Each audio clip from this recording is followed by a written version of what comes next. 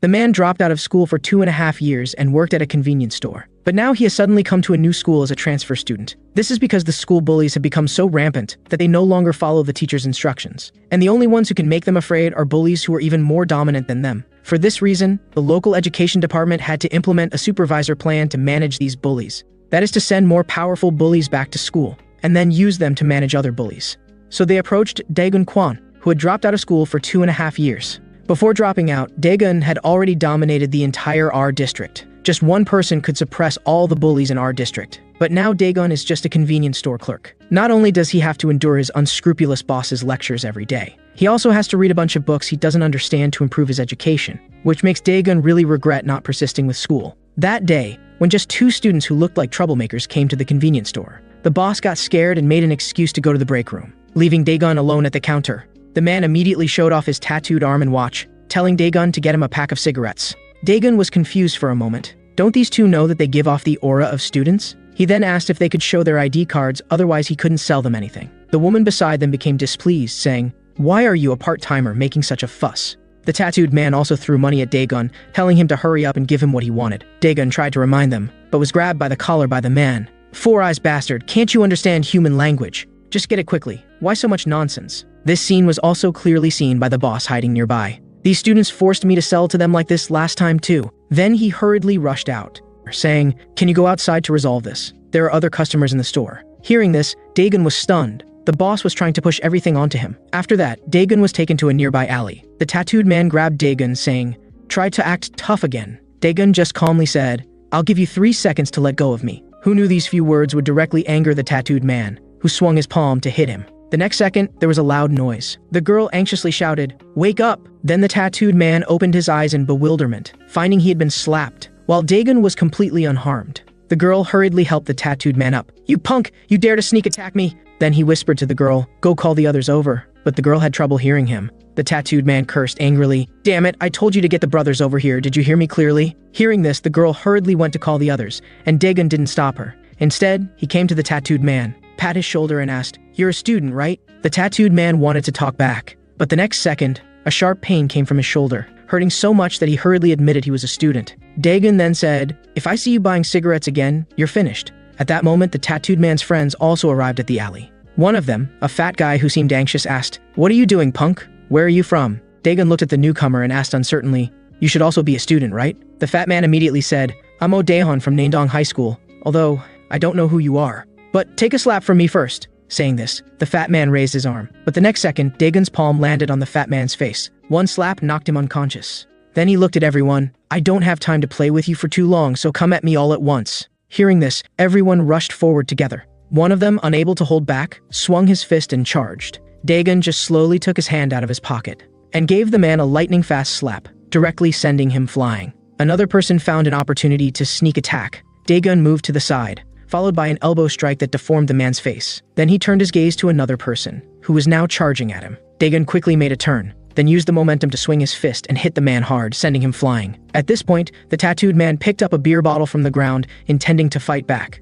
but saw a fist flying towards him. He was hit hard in the abdomen by Daegun. The huge force made him fly back several dozen meters. Then Daegun looked at the last person. "Only you left. Aren't you going to attack?" At this moment, the bald man was too scared to move. It must be him. Only one person can be this powerful. Then the bald man asked, "Are you the big brother Daegun Kwon, who used to attend Naendong High School?" The girl beside him was amazed when she heard this. "He is Daegun Kwon, the one who unified the entire R district in just 1 week 2 years ago. Wasn't Daegun Kwon supposed to be a handsome guy? Rumors really can't be trusted." The bald man immediately bowed and apologized. "We were blind not to recognize you." Daegun patted his head and said, "Don't you feel ashamed gathering in a group and acting tough?" Then Daegun told him to wake the others and bow with their heads on the ground. While Daegun sat on the tattooed man, "If you dare to cause trouble at this convenience store again, don't blame me for being ruthless." After dealing with these troublemakers, Daegun was about to return to the convenience store, but was stopped by a bespectacled woman. At first, Daegun thought she was selling products, but then he saw the woman take out her business card and say, I'd like to ask you to do something. It turned out that the woman was Sami Lee, the person in charge of the Golden Dragon Education Foundation's bully management plan. After hearing the woman's plan, Daegun couldn't help but feel it was very feasible. It turned out that Daegun was once a victim of bullying. Any slight resistance would result in a severe beating. And at that time, no student would step forward to stop it. Even when teachers saw him being bullied, they would pretend not to see and continue with their lessons. But once, he was discovered by a more dominant bully. Someone had stuck a note on his back saying, "Has no mother." Coincidentally, this bully also had no mother. So when he saw this note, he became very angry. He directly intervened and beat up the bullies tormenting Daegun, and they didn't dare fight back. Afterward, he directly stated, "Whoever dares to bully Daegun again is going against me." Because of those words, no one ever bullied Daegun again. This incident also made Daegun understand that in school, any word from a bully was more effective than a teacher's. After that, in order to become stronger, Daegun constantly trained, learning various fighting techniques. After 2.5 years of training, Daegun was finally transformed and single-handedly took down all the bullies in the R district, becoming the undisputed ruler of the R district. But after that, Daegun left school and became the convenience store clerk he is now.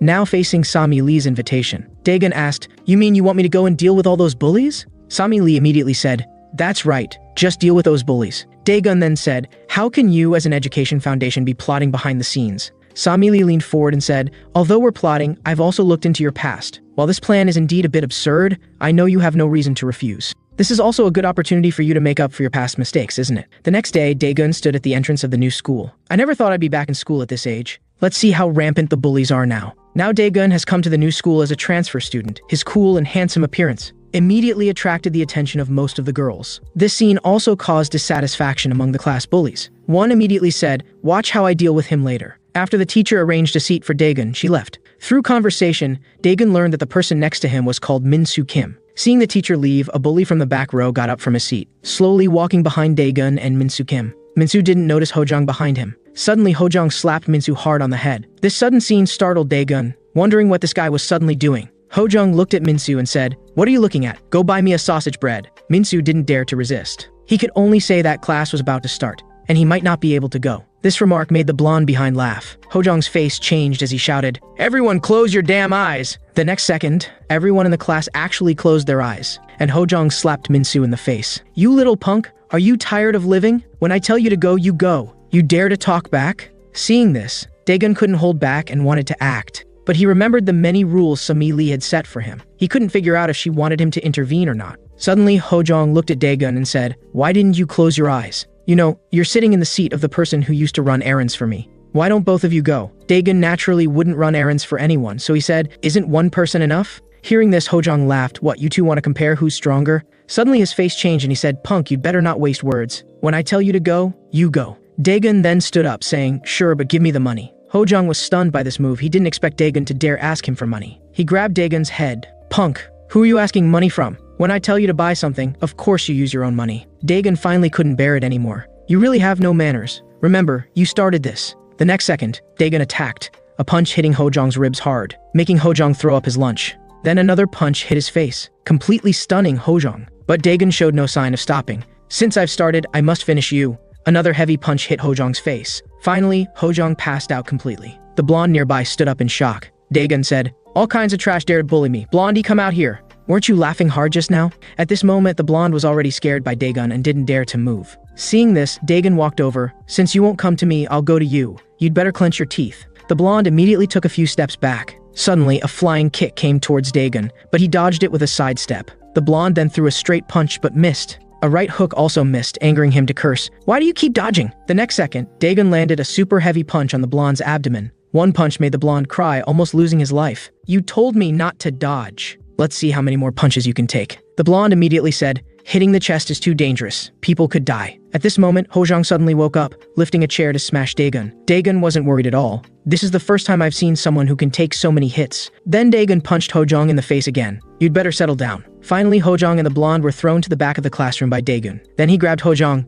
"You really like bread, huh? How about this? You go buy bread now, and get mine too." Hojong replied, "You think beating me makes you the boss of the class? I'm not the boss of this class. Just wait, when he comes, you're dead." Suddenly, the back door of the classroom was opened. A red-haired man walked in, looking at Daegun, saying, "Who are you?" daring to cause trouble in our class and hurt my underlings. Manho no looked at his two beaten underlings and said helplessly, "You two couldn't even beat one person? And you, the new transfer student, you dare to be so arrogant on your first day?" Dagon watched Manho slowly approach, thinking he was about to fight. People around gradually backed away. But unexpectedly, Manho said, "What are you hiding for? Who said I was going to fight?" Hearing this, Dagon laughed. "That sounds nice." But his body was already prepared to punch at any moment. Looks like he's learned some kickboxing. Hojong, on the other hand, had full confidence in Manho. He then started ordering other students to buy him popcorn. But the next second, he found Dagon had turned his head to look at him, scaring him into saying, "Never mind." Seeing this, Manho understood that if he didn't teach Dagon a lesson today, it seemed no one would listen to them in the future. He pretended to ask Dagon's name.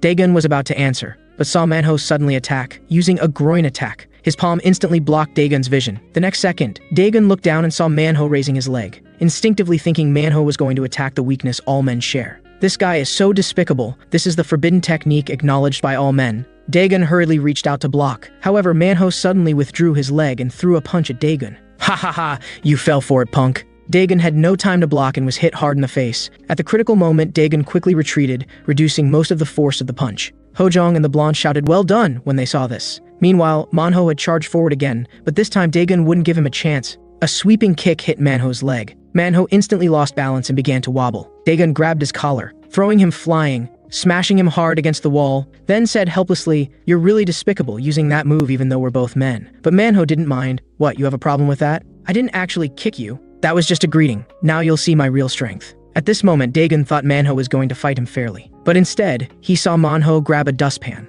and throw it directly at him. Dagon quickly dodged, but saw that Manho had already taken the opportunity to charge, once again witnessing Manho's despicable nature. Although Dagon had no chance to counterattack now, Manho's attacks couldn't hit him either, angering Manho to curse, "Stop moving around." Suddenly Manho shouted, "Stop! This guy is my opponent." Dagon thought someone was sneaking up on him, but when he turned to look, he only found an ordinary student. Manho took advantage of Dagon's distraction and threw a punch, but it was blocked by Dagon. "Damn it, you punk, you're really annoying." However, Manho unexpectedly used another dirty trick, trying to poke Dagon's eyes, but all were dodged. Dagon was speechless and decided not to hold back anymore. A direct left hook made Manho's nose bleed. The next second, he passed out, lying motionless on the ground. Hojong and the blonde were stunned. "Looks like the boss of Class 1 is going to change." Dagon looked at the two and said, "Go wake him up. When he's conscious, the three of you come to me." Everything that happened here was clearly seen by Sami Lee. "Your performance didn't disappoint me. I'm looking forward to what you do next." But Sami Lee was recognized by a female student. "The planning director of the Education Foundation, why is she at the school?" Meanwhile, Dagon had started educating Manho and the others. "You three brats, you'd better behave from now on. Otherwise, I can be your friend, or I can be your demon." Then Dagon told the whole class, "If they bully you or anyone else in the future, tell me, and I'll be responsible for tearing them apart." The news of Dagon becoming the boss of Class 1 quickly reached the ears of Class 3. Despite this, they didn't take Dagon seriously, because in their eyes, Manho was just someone who used dirty tricks and sneak attacks. The boss of Class 3, Sangbo Shim, stood up and said, "Don't count on them. Come practice with me first. Where's the punching machine?" Then Sangbo was seen walking up to a student. "It's your turn today." The next second, Sangbo punched the student in the abdomen. Then he asked the beaten student to rate his punch. The student had just said 800 when he began to vomit. "How disgusting, I told you not to eat. Prepare a few more sandbags for me at noon. Let me warm up before teaching that transfer student a lesson." At this time, class had just ended, and Hojong yawned and asked if anyone would run errands for him. Hearing this, Dagon turned his head to look at Hojong, startling him awake. At this moment, the blonde quickly came to remind Hojong, "You'd better go yourself, consider it exercise." But the next second, he was scolded by Hojong, "Mind your own business," only to realize the blonde was riding on another student. The blonde just noticed and hurriedly jumped off the man. At this point, Hojong also complained, "This school is impossible to attend. No one runs errands for me anymore." The blonde then suggested, "Why don't we get the transfer student to fight outside school?" Hojong asked Manho, "You can definitely win, right?" A girl nearby couldn't help but mock, "What a bunch of cowards." Then she came to Dagon, fawning, "Big brother Dagon, you're so good at fighting. If possible, could you practice jujitsu with me?" The woman then realized Dagon was actually looking at the notes on the blackboard, but Dagon completely ignored the woman, staring frantically past her. The woman then realized Dagon was actually looking at the notes on the blackboard, feeling greatly humiliated that he had ignored her. She stopped bothering Dagon and vented on Manho and the others.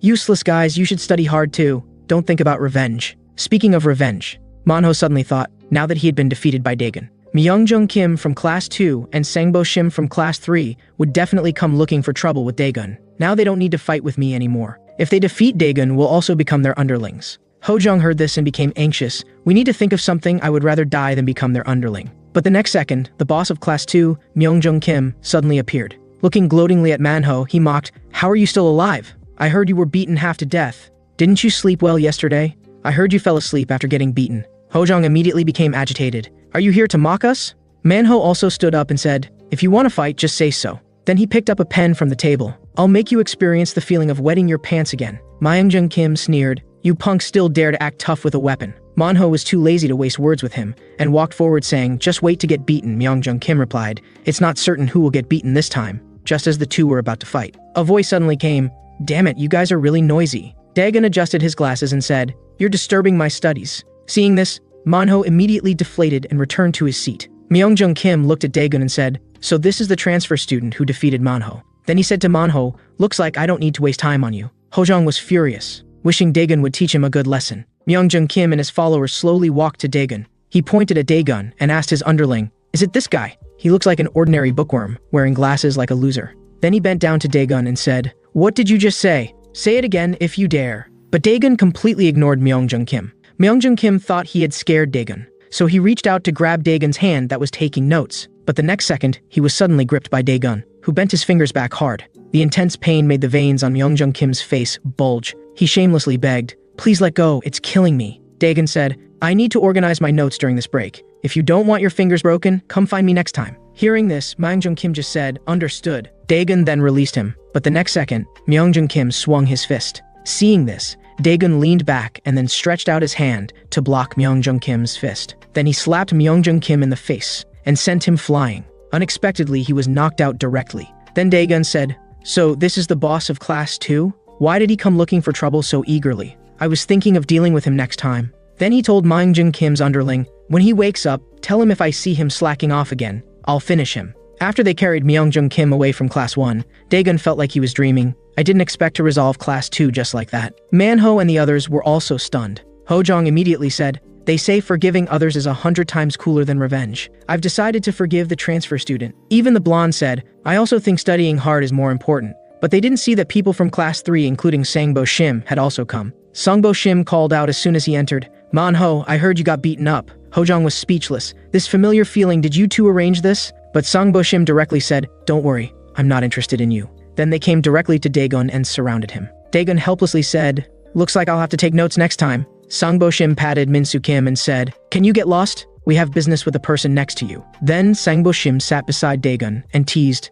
"Are you studying? Is your character setting that of a good student?" "I'm Sangbo Shim from Class 3. I heard you defeated Manho, and I'm really worried you might start bullying everyone." Hearing this, Dagon took off his glasses and said, "You guys are endless, really annoying, just get to the point. Someone like you who always brings a bunch of underlings can't be that strong. You don't think you're strong, do you?" Hearing this, Sangbo Shim laughed. "You're interesting, you seem to have guts." But Sangbo Shim didn't choose to fight at that moment, instead saying, "See you after school. You'd better be prepared. I'm not like that loser Manho." With that, he left with his followers. Dagon couldn't help but be speechless. "Am I so popular on my first day at school? Looks like I can't enjoy school life properly." At this moment, Manho suddenly walked over to Dagon. Coming to his side, he asked, "Can I sit here?" But Dagon directly refused. However, Manho still pulled out the chair and prepared to sit down, saying, "Sangbo Shim is right. He's different from us. That guy is a real fighting expert." Dagon replied indifferently, "So what? Besides, I didn't say you could sit here." Manho said, "I want to help you." Dagon looked at him suspiciously. "What are you planning?" Manho said, "I can help you defeat Sangbo Shim." But Dagon replied, "No need." Manho continued as if he hadn't heard, "Sangbo Shim has been practicing boxing since he was very young. But this guy has no interest in boxing competitions. He practices boxing for only one reason. That is, he likes hitting human punching bags." Soon, lunchtime arrived and Dagon went to the cafeteria to eat. This also made Dagon drool. He hadn't eaten at a cafeteria in a long time. Recently, he had been eating expired food from the convenience store. And Dagon's handsome appearance also attracted a lot of attention, including bullies from other classes. Sung Woo, the leader of Class 7's PE specialist class, and Do Sik Kwak, the leader of Class 8's entertainment class. The news of Dagon defeating Manho and Myungjung Kim had already reached everyone's ears, but they didn't immediately go looking for trouble with Dagon. Everyone knew that Sangbo Shim would fight Dagon after school. Then they would know if Dagon really had the skills. And at this time, Manho and the others were also sitting with Dagon eating. Manho was still trying to persuade Dagon to be careful of Sangbo Shim, but Dagon didn't take it to heart. Then he asked Manho, "Didn't you win when you fought him before? Why are you still so afraid? And why are you helping me?" Manho sighed and said, That's because my fight with Sangbo Shim wasn't really over. In the last fight, I was almost completely beaten up by him. This guy is very good at long-distance fighting, and his footwork is very agile, making it impossible for me to hit him, but he always found opportunities to attack me. And just when I was about to be defeated, I successfully cornered him. To win, I had no choice but to use my long-sealed secret technique, the groin attack. Sangbo Shim, caught by his weakness, was forced to surrender to me. But later, this guy didn't accept his defeat. I swear I didn't do anything to betray myself, but no one seems to acknowledge my victory. Daegun couldn't help but be speechless after hearing this. That's obvious, no one would acknowledge that. Manho continued. Since then, Sangbo Shim has never sought a rematch with me. As for why I'm helping you, that's because if you're defeated, we'll all be forced to become his underlings. At this moment, two insignificant figures suddenly walked towards Daegun. Daegun immediately recognized them as Sangbo Shim's underlings. But unexpectedly, as they passed Daegun,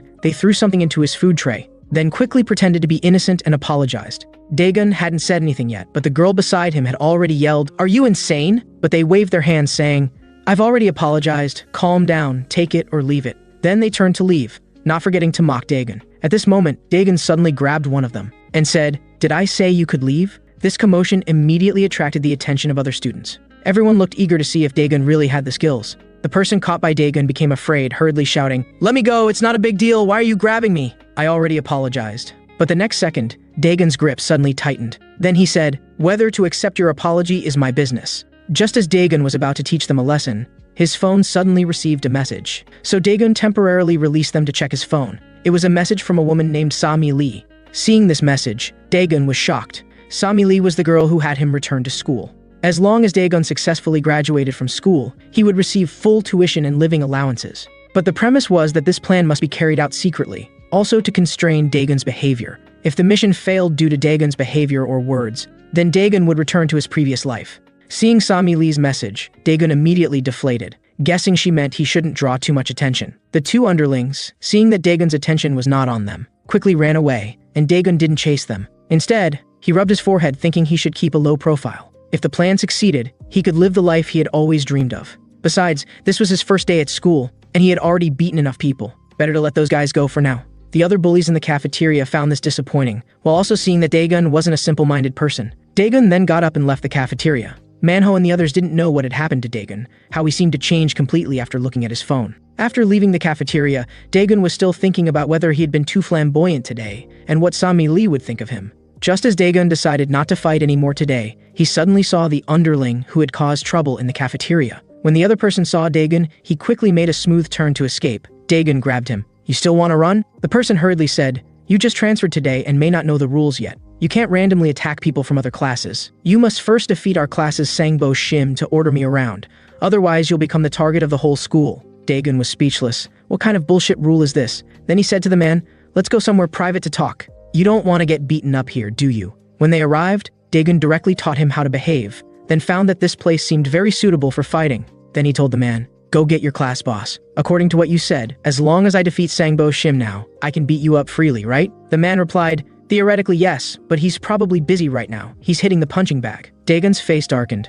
"You mean he's using other students as punching bags?" The man was stunned. "How did you know? Have you done it too?" Getting a confirmation, Daegun couldn't hold back anymore. "I was thinking too naively. The most important thing now isn't to be discreet." Then he directly went to Sangbo Shim's class 3. Through the window, he saw a student being beaten. Sangbo Shim also noticed the figure at the door. He immediately sent an underling to see who it was. As soon as the door opened, they saw Daegun's grim face. Sangbo Shim said, "Didn't I tell you to meet after school? Are you coming here now because you want to fight right away?" Then he told the students nearby, "You punching bags, get out of the way." But then he saw those beaten students limping away to the side. Sangbo walked up and put his arm around one of them saying, "Stop pretending, you punk.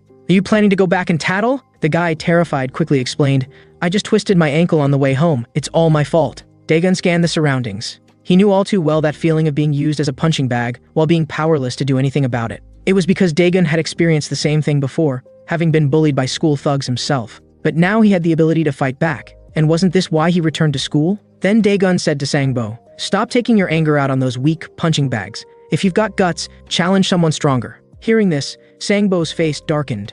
"Are you saying that stronger person is you?" Daegun pointed at Sangbo's lackey and said, "You must be tired after beating punching bags for so long. If you think it's unfair, let this guy be my punching bag instead." The guy who was pointed at instantly became furious. "You punk! You dare to call me your punching bag? He immediately swung his fist at Daegun, but Daegun dodged with a sidestep, grabbed the guy's arm and collar, and threw him away.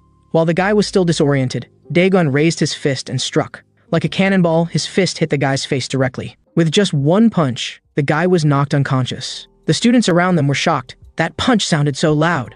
Daegun looked at Sangbo and said, "Not bad. Just like hitting a punching machine. Tell me, how many more punching bags should I beat?" Seeing this, Sangbo's face turned black with rage, veins popping on his forehead. Sangbo immediately ordered the students around to move all the desks and chairs away. Seeing this, Daegun didn't try to stop him. He knew Sangbo was a long-range fighter and was doing this to take advantage of the space. Meanwhile, the news of Daegun coming to fight Sangbo had spread throughout the boxing school. Manho No and others rushed over as soon as they heard. Just then, Sangbo had finished preparing and took a fighting stance against Daegun. The next second, Sangbo quickly approached Daegun. He threw a punch at Daegun, which Daegun dodged with a sidestep. Then Sangbo twisted his body and threw a right hook at Daegun. Unfortunately, all these attacks were dodged by Daegun, who couldn't help but admire Sangbo's quick reactions. Every time Sangbo attacked, Daegun could dodge just in time. But Sangbo could also quickly react and attack again. Just then, Daegun found an opportunity to counterattack. But Sangbo immediately noticed Daegun's intention. He hastily took a step back to create distance between himself and Daegun.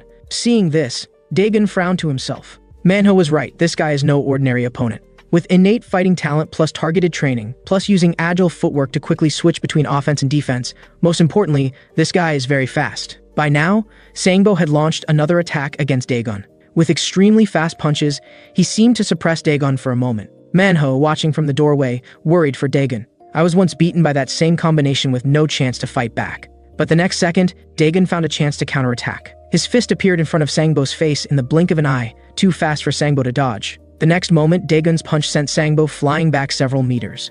Luckily, Sangbo had raised his arms in front of his face at the critical moment. But Daegun's punch still caused significant damage to Sangbo. Sangbo was shocked, unable to believe a human could possess such strength. Hojong and the blonde guy watching from the side were dumbfounded, unable to see when Daegun had thrown the punch. Daegun shook his arm and thought to himself, this guy's reaction speed is really fast, instantly choosing to defend. But Sangbo, having taken a punch, grew more confident. He felt he had figured out Daegun's fighting pattern.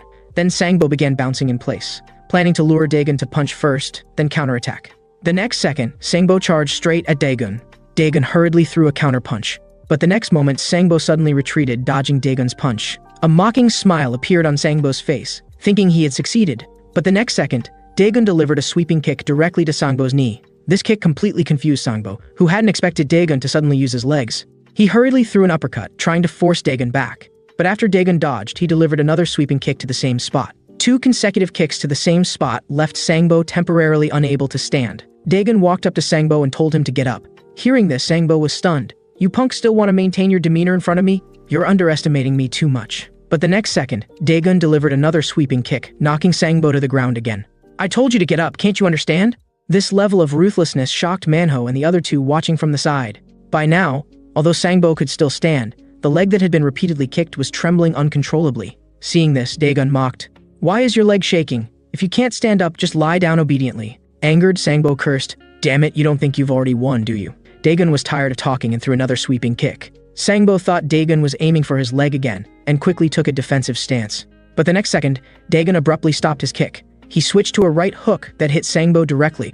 Unfortunately, Sangbo reacted in time and barely blocked it. But the next moment, Sangbo was stunned as Daegun put his hand in front of Sangbo's face, blocking Sangbo's vision. Then Daegun delivered a sweeping kick directly to Sangbo's injured leg. Fighting really means targeting the weak leg. Manho was dumbfounded watching from the side. How is this guy using my moves? Not very dignified. After being kicked in the same spot multiple times, Sangbo finally couldn't stand up. The intense pain made him break out in cold sweat. What nobody knew was that the fight between Daegun and Sangbo was being recorded. On the other end of the surveillance was a middle-aged man watching the process of Sangbo and Daegun's fight. The man couldn't help but remark, "Watching others fight is the most enjoyable.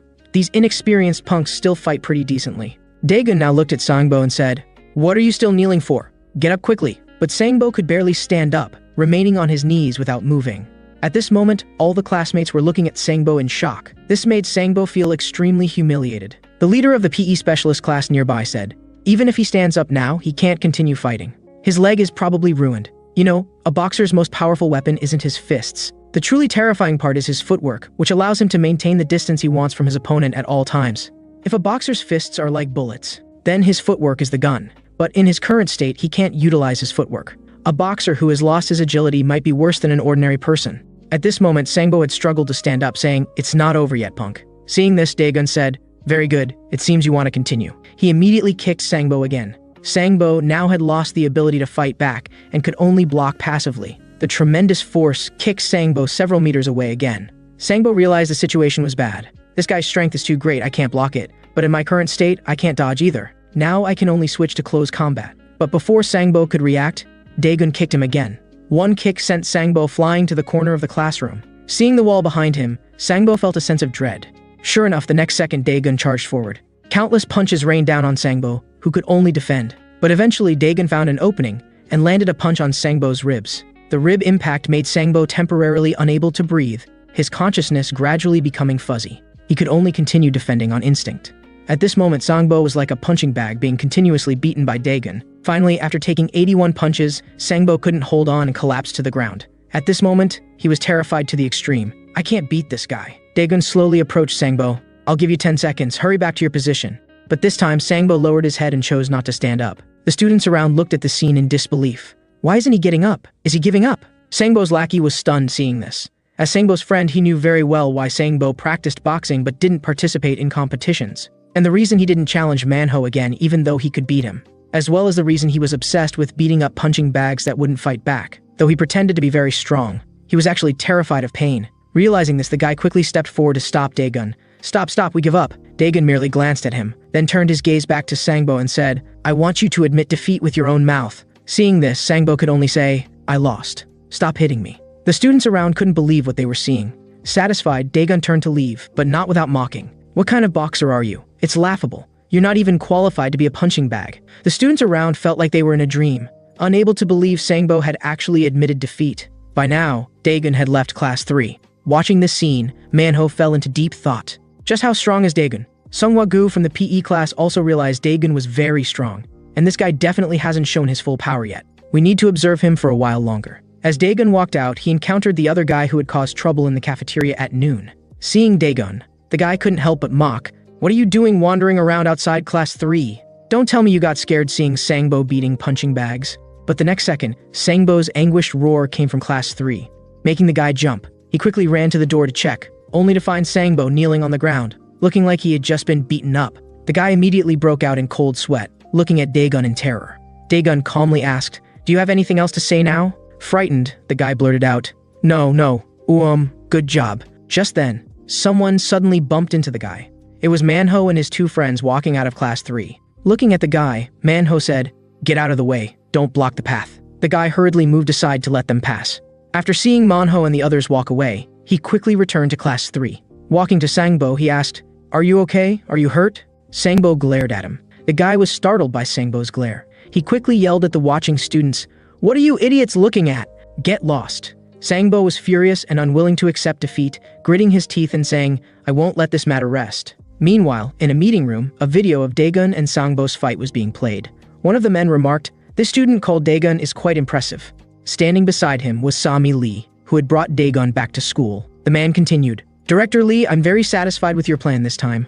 Thanks to your plan, we can carry this out. But those rules are really annoying. Remove them all." Hearing this, Sami Lee became anxious. "You should know what that person did before. If we don't restrain him with rules, we have no idea what he might do." The man waved his hand dismissively. "When did you become so noisy? Don't worry about this. At most, he'll just throw his weight around at school. Outside school, he's still a nobody. He's just helping us deal with those dirty rats hiding in the corners. At most, he's just an obedient little cat. No matter how capable he is, he can't escape our control. What's wrong with letting him unleash his true nature?" By now, the news of Daegun defeating Sangbo had spread to all classes. Coming on his first day and sweeping through 3 classes had shocked many people. Dojin Park, the leader of Class 4, said, "It's none of my business. He can do whatever he wants." Sunghun Lee, the leader of C Class 9's advanced class, said, "I just want to study properly." Won-Eung Kim, the leader of Class 6, said, "I just want to play games quietly."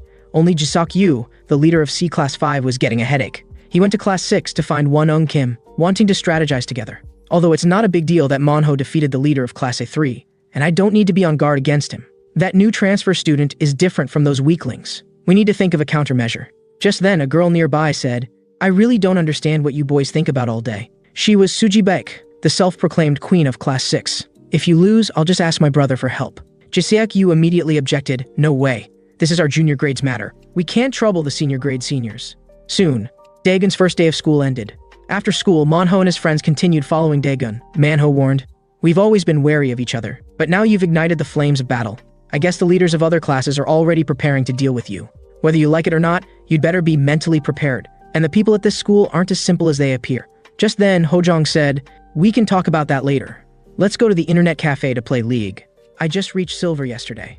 At that moment, Dagon suddenly saw Sami Lee's car parked nearby, immediately understanding she was waiting for him. He told them, "I have something to do today, so I won't join you for games. Besides, I'm gold. I don't play with silver players." Hearing this, Hojong couldn't help but complain, "I knew I still don't like this G-guy." After Dagon got into Sami Lee's car and left, a female student watching from the roadside was suddenly stunned. "That's Sami Lee's car. What is she doing here?" The glasses-wearing girl beside her asked, "Ji-in, what's wrong?" But Ji-in kept staring at Sami Lee's departing car. If I'm not mistaken, this woman Sami Lee must be planning something. Meanwhile, in the car, Dagon was on pins and needles, afraid that Sami Lee might be displeased with him in any way. Sami Lee remarked, "Your first day of school life was quite eventful." Hearing this, Dagon quickly explained, "I just greeted them, and they came at me. This should count as self-defense, right?" But after saying this, he saw Sami Lee's face remain stern. Seeing this, Dagon gave up. Fine, go ahead and say it. What punishment do I need to accept?" But the next second, Sami Lee said there was no punishment. On the contrary, his performance today was very good. "We've observed your actions today and finally decided to reduce the restrictions on you. In the future, we hope you can perform like you did today." Hearing this, Dagon finally smiled.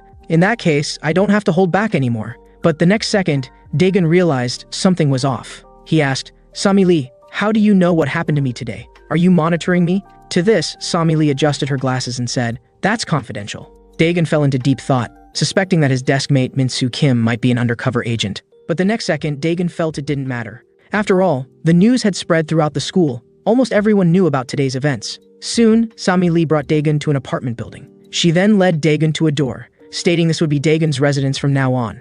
Opening the door, Dagon was immediately shocked by the luxurious decoration inside. "I never thought I'd live in such a nice place. You're treating me too well. But it feels like this isn't a new apartment." Sami Lee replied, "Of course it's not new. This is where I used to live." Hearing this, Dagon became uncomfortable, his face reddening. "Do you mean we're going to live together?" Sami Lee's face changed instantly. "What dream are you talking about, punk? Of course we're not living together." Hearing this, Dagon felt a bit awkward, realizing he'd thought too much. Then Sami Lee said, "The Education Foundation is very satisfied with your performance. Although we've reduced your restrictions, you should understand that violence is prohibited outside school. If you break the law, even the foundation can't protect you. Also, most teachers at school don't know about this plan. If your behavior is too conspicuous, it'll be difficult for us too." Hearing this, Dagon couldn't help but feel annoyed. "Isn't this still asking me to walk on eggshells?" Sami Lee casually left a bank card, saying Dagon could use it as he pleased. Then Sami Lee left the apartment. Dagon thought to himself, "Whatever. As long as I handle the school bullies for you, it's fine." After Sami Lee left the room, she didn't leave the building. Instead, she went to another room downstairs. Inside, several large screens stood there, seemingly monitoring Dagon. Today was Dagon's second day back at school. Early in the morning, he was called over by the teacher for a lecture about yesterday's fighting incident. But the teacher spent most of the time mocking Dagon for not having parents, saying that's why he lacked proper upbringing. This made Dagon very angry, but he couldn't lay hands on a teacher in public. Just then, a girl nearby noticed Dagon being lectured. The girl was Ji-in, who had seen Sami Lee's car yesterday. Ji-in also knew about Dagon getting into several fights on his first day after transferring. Seeing this, she couldn't help but wonder if Sami Lee's plan might be related to the transfer student. Meanwhile, in Class 6, Ji-seok-yu was taking photos for Suji Baek, the queen of Class 6. Just then, Sang-bo Shim's two lackeys suddenly came over. "Do you know about Sang-bo Shim? He didn't come to school today and we can't contact him." Ji-seok-yu said, "I know. Let him be absent. Don't worry about that idiot." The guy then asked, "What about that new transfer student? If you leave him alone, won't he?" Just then, Won-eung Kim, the leader of Class 6, turned around and asked, "Won't he what?" Frightened, the guy quickly waved his hands. Nothing. I'm not saying you would lose to him." Seeing this, Won-eung Kim beckoned the guy to come closer. The guy apologized while approaching Won-eung Kim. The next second, Won-eung Kim suddenly struck, landing a punch on the guy's nose. The guy was momentarily dazed by the punch. Then he saw Won-eung Kim beckoning him again. Seeing this, the guy didn't dare resist and approached again. Predictably, he was hit in the nose bridge by Won-eung Kim again. Won-eung Kim then said, "Watch what you say in the future. I'll keep an eye on the transfer student. You can get lost now." The guy hastily fled from the classroom. Ji-seok-yu walked over and said, "You were pretty cool just now, but what they said is true." Won-eung Kim asked, "Do you know why many games have added auto battle modes?" Jiseokyu said he certainly knew, as he also enjoyed games with auto battle features. Won Kim replied, "Why is auto battle so popular?" "Of course, it's because we don't have to do it ourselves." Meanwhile, Daegun had entered detective mode. Since he didn't know how Sami Lee knew about his actions, he strongly suspected that Minsu Kim had been sent to monitor him. The next second, Daegun inexplicably asked, "Minsu, you don't have cameras installed in your glasses, do you?" Minsu Kim was completely confused by Daegun's question. "What cameras? What are you talking about?" Daegun then realized he was being too direct and asked instead, "Why did you suddenly start wearing glasses?" Minsu Kim explained that he had always worn glasses. It turned out that Hojong used to bully people who wore glasses.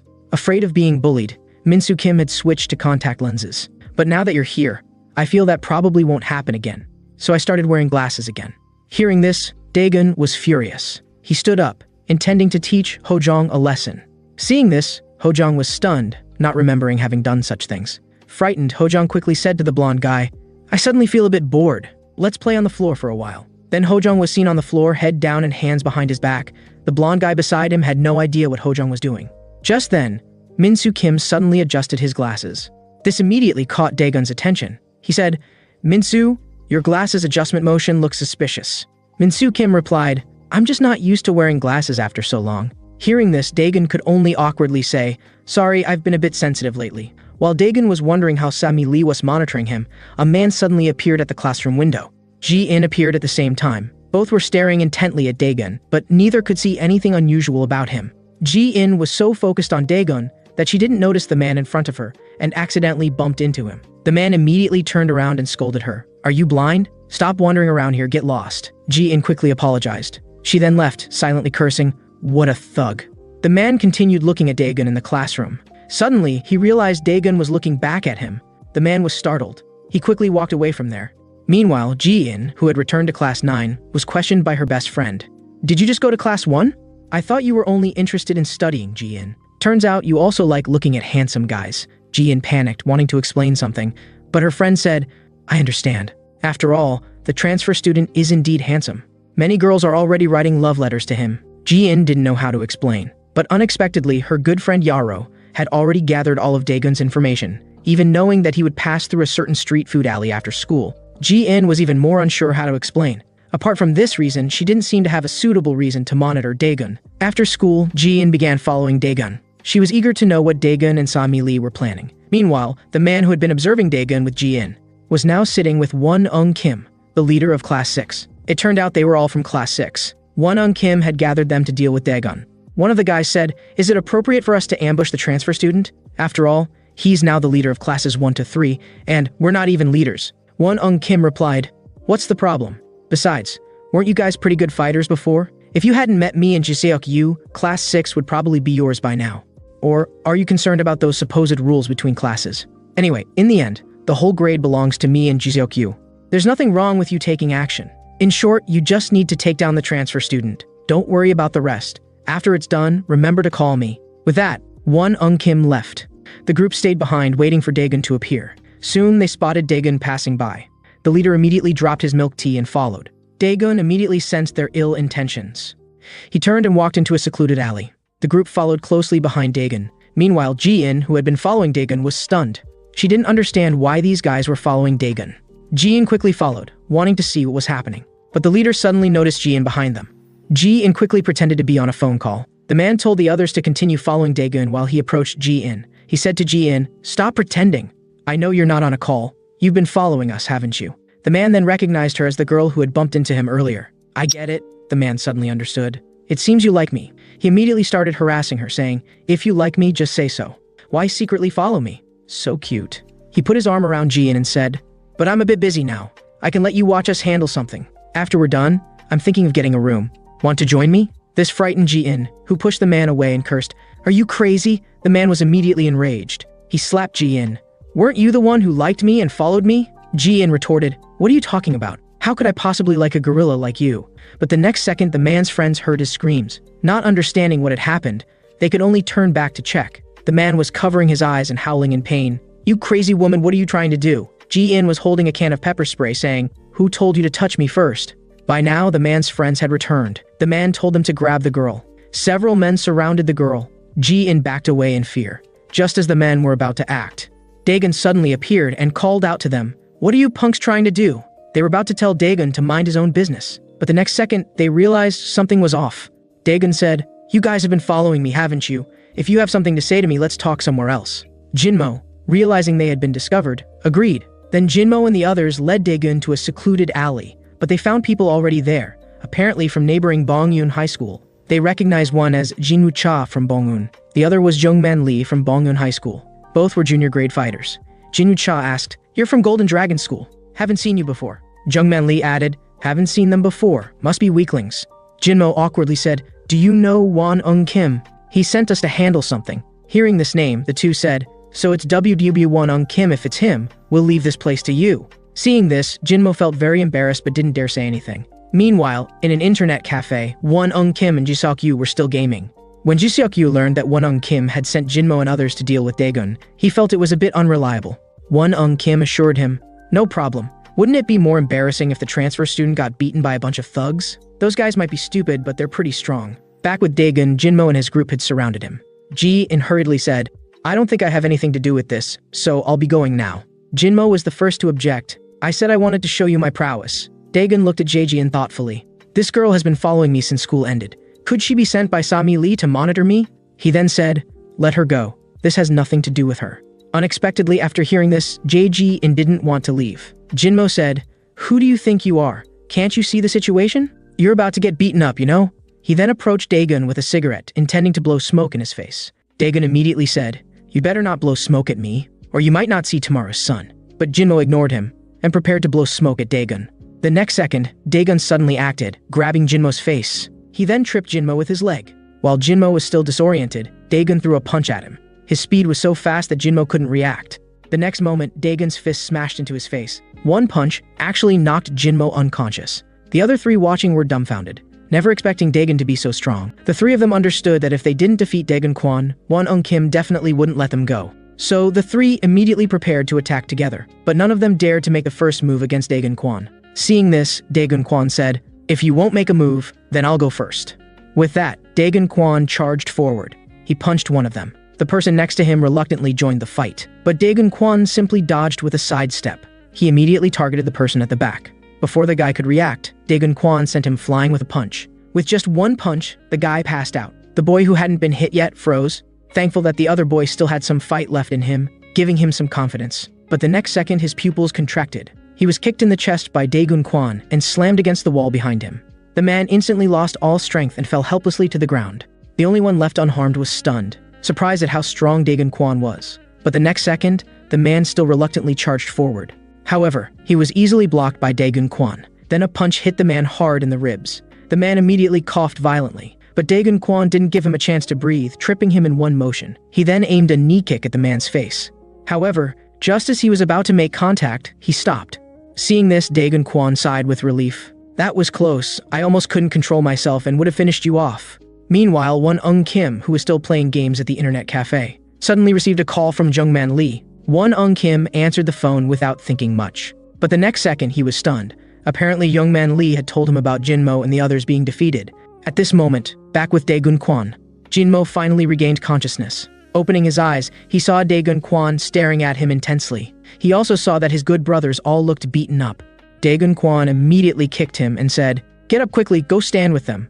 Then Dagon Kwon started lecturing the group. This scene was clearly witnessed by Jungman Lee and others hiding nearby, who couldn't believe that the Golden Dragon School had such a monster. On the other end of the phone, Won Eung Kim was also in disbelief that Dagon Kwon was so strong. At this moment, Dagon Kwon patted Jinmo's shoulder and asked, "Who sent you? Was it that Won Eung Kim you mentioned?" Jinmo initially wanted to deny it, but the next second Dagon Kwon suddenly gripped Jinmo's collarbone. "If you don't admit it, you think I'm stupid?" Jinmo immediately cowered. It's him, please don't tell him I said so."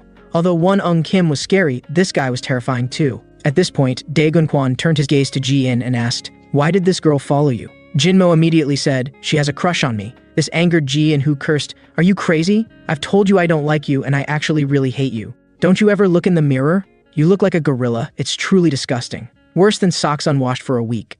Jinmo immediately felt what it meant to be emotionally destroyed, then apologized to Ji-in. "I'm sorry, but you were following us at that time." Hearing this, Dagon Kwon became interested. Ji-in stammered nervously, "You've watched too many movies. Why would I follow you?" Anyway, I don't want to be associated with savage, violent behavior. And with that, Ji-in left. Daegun Kwon watched Ji-in leave without trying to stop her. After leaving, Ji-in ran into Jungman Lee and his friend who hadn't left yet. Jinusha said to Jungman Lee, "Isn't this girl pretty? She's nothing like the girls at our school." By now, Daegun Kwon had taken down Jinmo's phone number. He then said, "Tomorrow, bring Won-Eung Kim to me." Time quickly moved to the next day, but after waiting for a long time, Daegun Kwon didn't see Jinmo bringing Won-Eung Kim. Checking his phone, he found that Jinmo couldn't find Won-Eung Kim. Seeing this, Daegun Kwon decided to go see what was happening himself. Soon Daegun Kwon arrived at class 6. Upon entering, he saw Jinmo playing with his phone. Daegun Kwon walked up and asked where Won-Eung Kim was, but since Daegun Kwon was wearing glasses, Jinmo didn't recognize him. Daegun Kwon then gripped Jinmo's hand tightly, and a familiar feeling immediately came over him. This commotion also attracted the attention of others in the class. At this moment, Suji Baek walked in. She immediately questioned Daegun Kwon. "Who are you? Why are you causing trouble in someone else's class? And you, Jinmo, don't embarrass yourself. Shake him off." But Jinmo said, "I can't." The next second, Suji Baek realized it was Daegun Kwon, grabbed him and said, "Do you know where you are?" Daegun Kwon replied, "Who are you? Mind your own business." The next second, he was slapped in the face by Suji Baek, his glasses flying off. Suji Baek said, "Show some respect. Do you know who I am?" Daegun Kwon darkly replied, "Who you are doesn't matter to me, but you slapping me does." Suji Baek then said, "Whatever, you just transferred, so you probably don't know. Do you know Soo-hyuk Baek, the senior leader of Golden Dragon?" But Daegun Kwon just looked at Suji Baek and said, "I don't know him, so what?" But the next second, Suji Baek saw Daegun Kwon without his glasses, and involuntarily called him brother, quickly explaining that Soo-hyuk Baek was her brother. She hadn't expected him to be so handsome without glasses and accidentally called him that. Daegun Kwon said, "So what?" But his attention was drawn to someone who suddenly appeared. That person walked in and immediately kicked Jinmo, then slapped Jinmo several times, and Jinmo didn't dare to fight back. Daegun Kwon was stunned by this scene. Jinmo held his face and said, "Won-Eung, I'm sorry." Daegun Kwon then realized this was Won-Eung Kim and asked, "Are you Won-Eung Kim?" Won-Eung Kim immediately said, "That's right, I'm Won-Eung Kim. I heard you were looking for me." Seeing this, Daegun Kwon didn't waste time and said, "It seems you are Won-Eung Kim. I'm looking for you today." But Won-Eung Kim said, "We don't seem to have any connection. Why are you looking for me?" Daegun Kwon then rubbed his forehead and said, "Looking for you of course is for." The next second, Daegun Kwon suddenly swung his fist at Won-Eung Kim. Won-Eung Kim was shocked, not expecting Daegun Kwon to suddenly attack. Fortunately, Ji-seok-yu stepped in to block it. Ji-seok-yu then said, "Everything was fine just now. Why did you suddenly attack?" Daegun Kwon asked, "Who are you?" Ji-seok-yu was stunned, then said, "I'm Ji-seok-yu from class 5.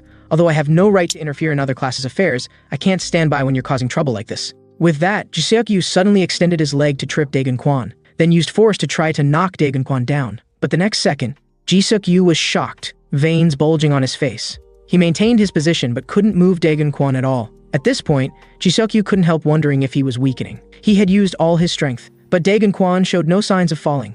Meanwhile, Daegun Kwon casually said, "Not bad strength. Were you trying to knock me down?"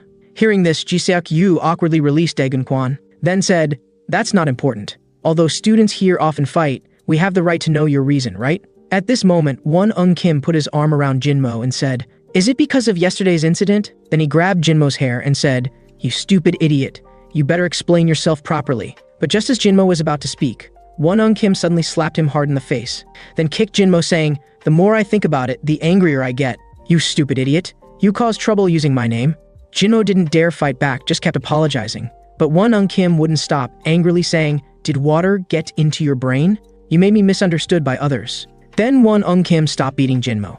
Turning to Daegun Kwon, he said, "I admit I didn't control my people well, but isn't it a bit much for you to question me without evidence?" Daegun Kwon was completely confused. Looking at Jinmo, he said, "I guess there's no evidence." Seeing this, Won-Eung Kim stepped forward and cursed, "Punk, stop pretending." But Ji-seok-yu quickly stopped him, saying, "Calm down, he probably knows he wrongly accused someone." Then told Daegun Kwon, "You probably got the wrong person. We're not interested in the so-called power rankings." Just then, the bell for class rang. Daegun Kwon was confused, feeling like he had been misled. In this situation, Daegun Kwon knew he couldn't rashly attack, so he left class 6. Behind him, Won-Eung Kim smiled and said, "Ji-seok-yu, your acting was quite convincing." Ji-seok-yu also said with lingering fear, "I was actually quite nervous just now, but that guy is really strong."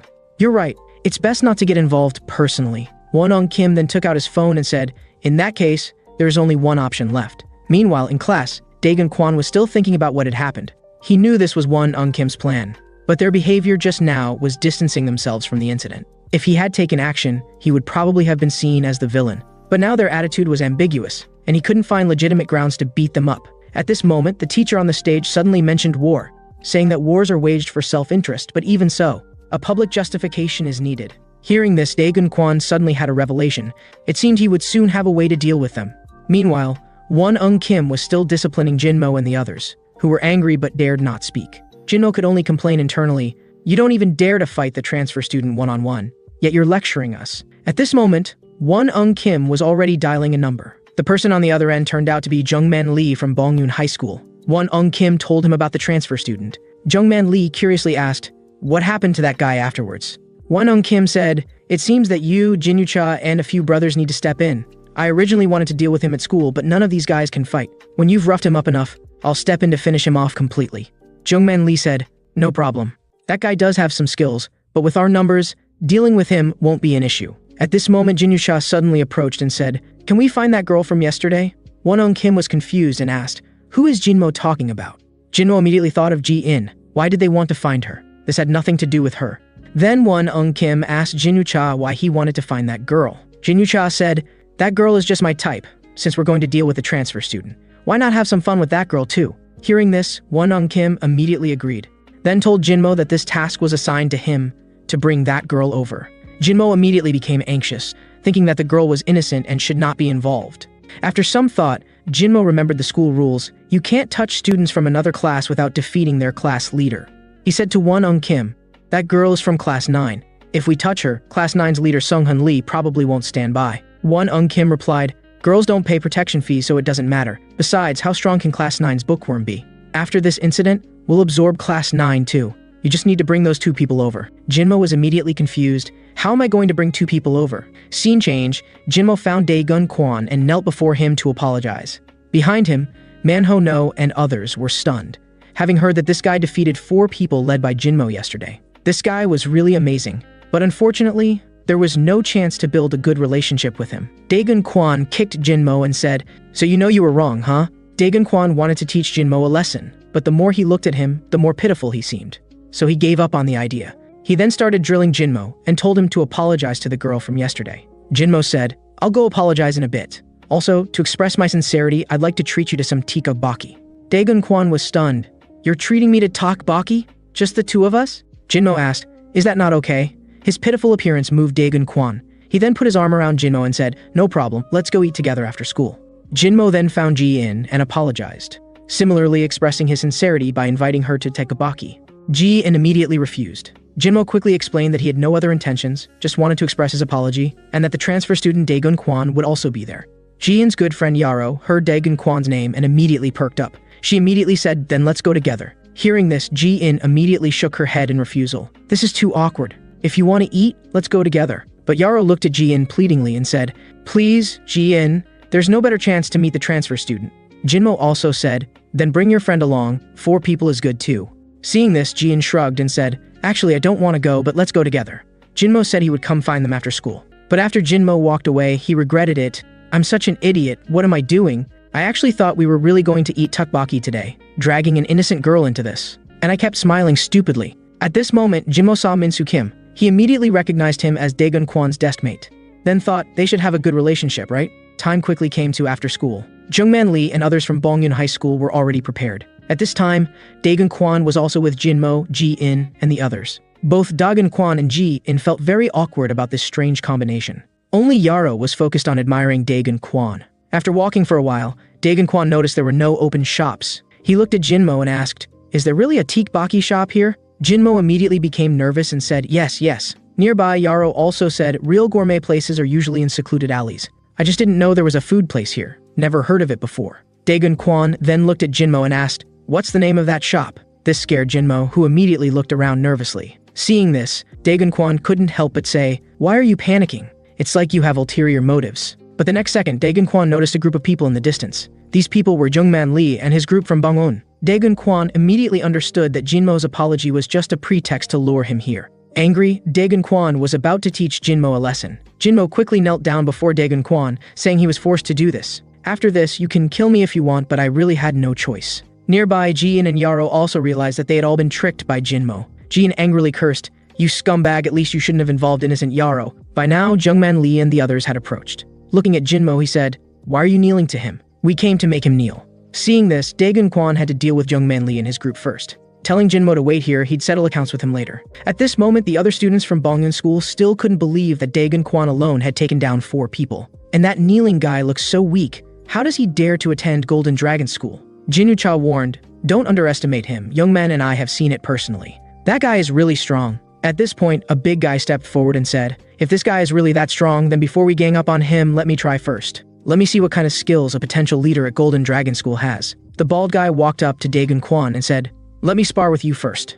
But Daegun Kwan was a bit confused, not sure if the bald guy was talking to him. It turned out the bald guy had crossed eyes, making it hard for Daegun Kwan to tell if he was looking at him. The bald guy then said, "Don't look around, I'm looking at you right now." Seeing this, Daegun Kwan didn't waste time anymore and said, "Hurry up and make your move." The bald guy immediately took a stance and said, "Through my own unique training method, I've developed extraordinary vision. These unfocused eyes of mine will soon make you suffer in agony, because no one who has seen these eyes has survived my hands." And with that, he rushed towards Daegun Kwan.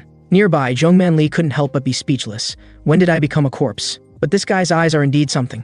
Eyes without focus make it difficult to judge his attack direction, which gave me quite a bit of trouble back then. In the end, I subdued him using wrestling techniques. I wonder how the transfer student will handle it, but it probably won't be easy. But the next second, they saw the bald guy being firmly choked by Daegun Kwan. Jungman Lee was stunned. What's going on? I couldn't even see how he did it. Now he's completely locked in a rear neck choke, probably can't break free. I don't know if this guy is still conscious. Jungman Lee cursed. With this guy's crossed eyes, you can't tell if he's still conscious. Jungman Lee immediately shouted, "Baldy, give up, it's over." But the next second, he saw the bald guy's arm fall limply. The others were stunned by this scene. Daegun Kwan said, "You don't think I'll let you go just because you surrender, do you? Didn't you all come with the intention of taking me down? And you've even involved innocent people. Since you've done this, you should be prepared to be finished by me." The Bongun guys were unhappy hearing this. This bastard is really acting tough. They immediately shouted, "Don't you understand the situation? There are 9 of us here. Do you think you can beat all of us?" Daegun Kwan handed his bag to Yaro, asking her to hold it for him, saying he could quickly resolve them and they should stay far away. Then he walked alone towards the Bongun group and said, "Don't come at me one by one. If you've got guts, come all at once." Seeing this, the Bongun guys didn't waste time, quickly spreading out to surround Daegun Kwan. Daegun Kwan had already made his judgment. He first rushed towards the person closest to the wall. With a diving tackle, he slammed the man hard against the wall, then punched the man in the face. The others rushed over. Daegun Kwan grabbed a handful of dirt, throwing it in the face of the nearest person to block his attack. At this moment, a blonde guy had already kicked towards Daegun Kwan. Daegun Kwan quickly got up, grabbing the blonde guy's leg. Then, with a sweeping leg, he knocked the blonde guy to the ground. Then he dodged another person's attack with a sidestep. Finding an opportunity, he delivered an uppercut to the man's chin. The blonde guy on the ground tried to get up, but Daegun Kwan was faster, delivering another sweeping kick to the blonde guy's face. Nearby, Jinmo was amazed. Although he knew this guy was strong from the beginning, he didn't expect him to be this powerful. Perhaps this guy could really defeat Won Ung Kim and Jiseok Yu to become the boss of the entire first year. No, he definitely could. Nearby, Jinyu Cha saw the battle going badly and urged the remaining people to quickly take action. The two didn't hesitate, heading straight for Daegun Kwan. Daegun Kwan charged at them immediately. Dodging the first wave of attacks, he got to the man's side, then delivered a left hook to the man's ribs. While the man was in pain, he followed with a right hook to the man's face, leaving him frozen in place. In the blink of an eye, only one person was left. Daegun Kwan struck first, kicking the man in the abdomen, sending him flying. That kick nearly made the man throw up his dinner from the previous day. Daegun Kwan followed with a spinning kick to the man's head, sending him flying several meters away and knocking him unconscious. In less than 2.5 minutes, Daegun Kwan had dealt with 7 people. Even Daegun Kwan felt a bit strained. Looking at Jungman Lee and Jinyu Cha, he said, "Now it's just you two left. Make your move." Jinyu Cha was both shocked and afraid. "You're incredibly strong, it's unbelievable." Nearby, Jungman Lee quickly reminded Jinyu Cha, this guy must have dealt with multiple attackers before. Just now, when 2 people rushed over together, he first occupied a position in a straight line with those 2. This way, the person behind would be blocked by the person in front, unable to attack, creating a one-on-one situation. And at the beginning, he first attacked the guy against the wall for the same reason. Obviously, he knows how to create one-on-one opportunities in this situation. Just then, the sound of dense footsteps came over. In the distance, more people from Bong-on approached. Daegun Kwan was stunned. How could there be so many people?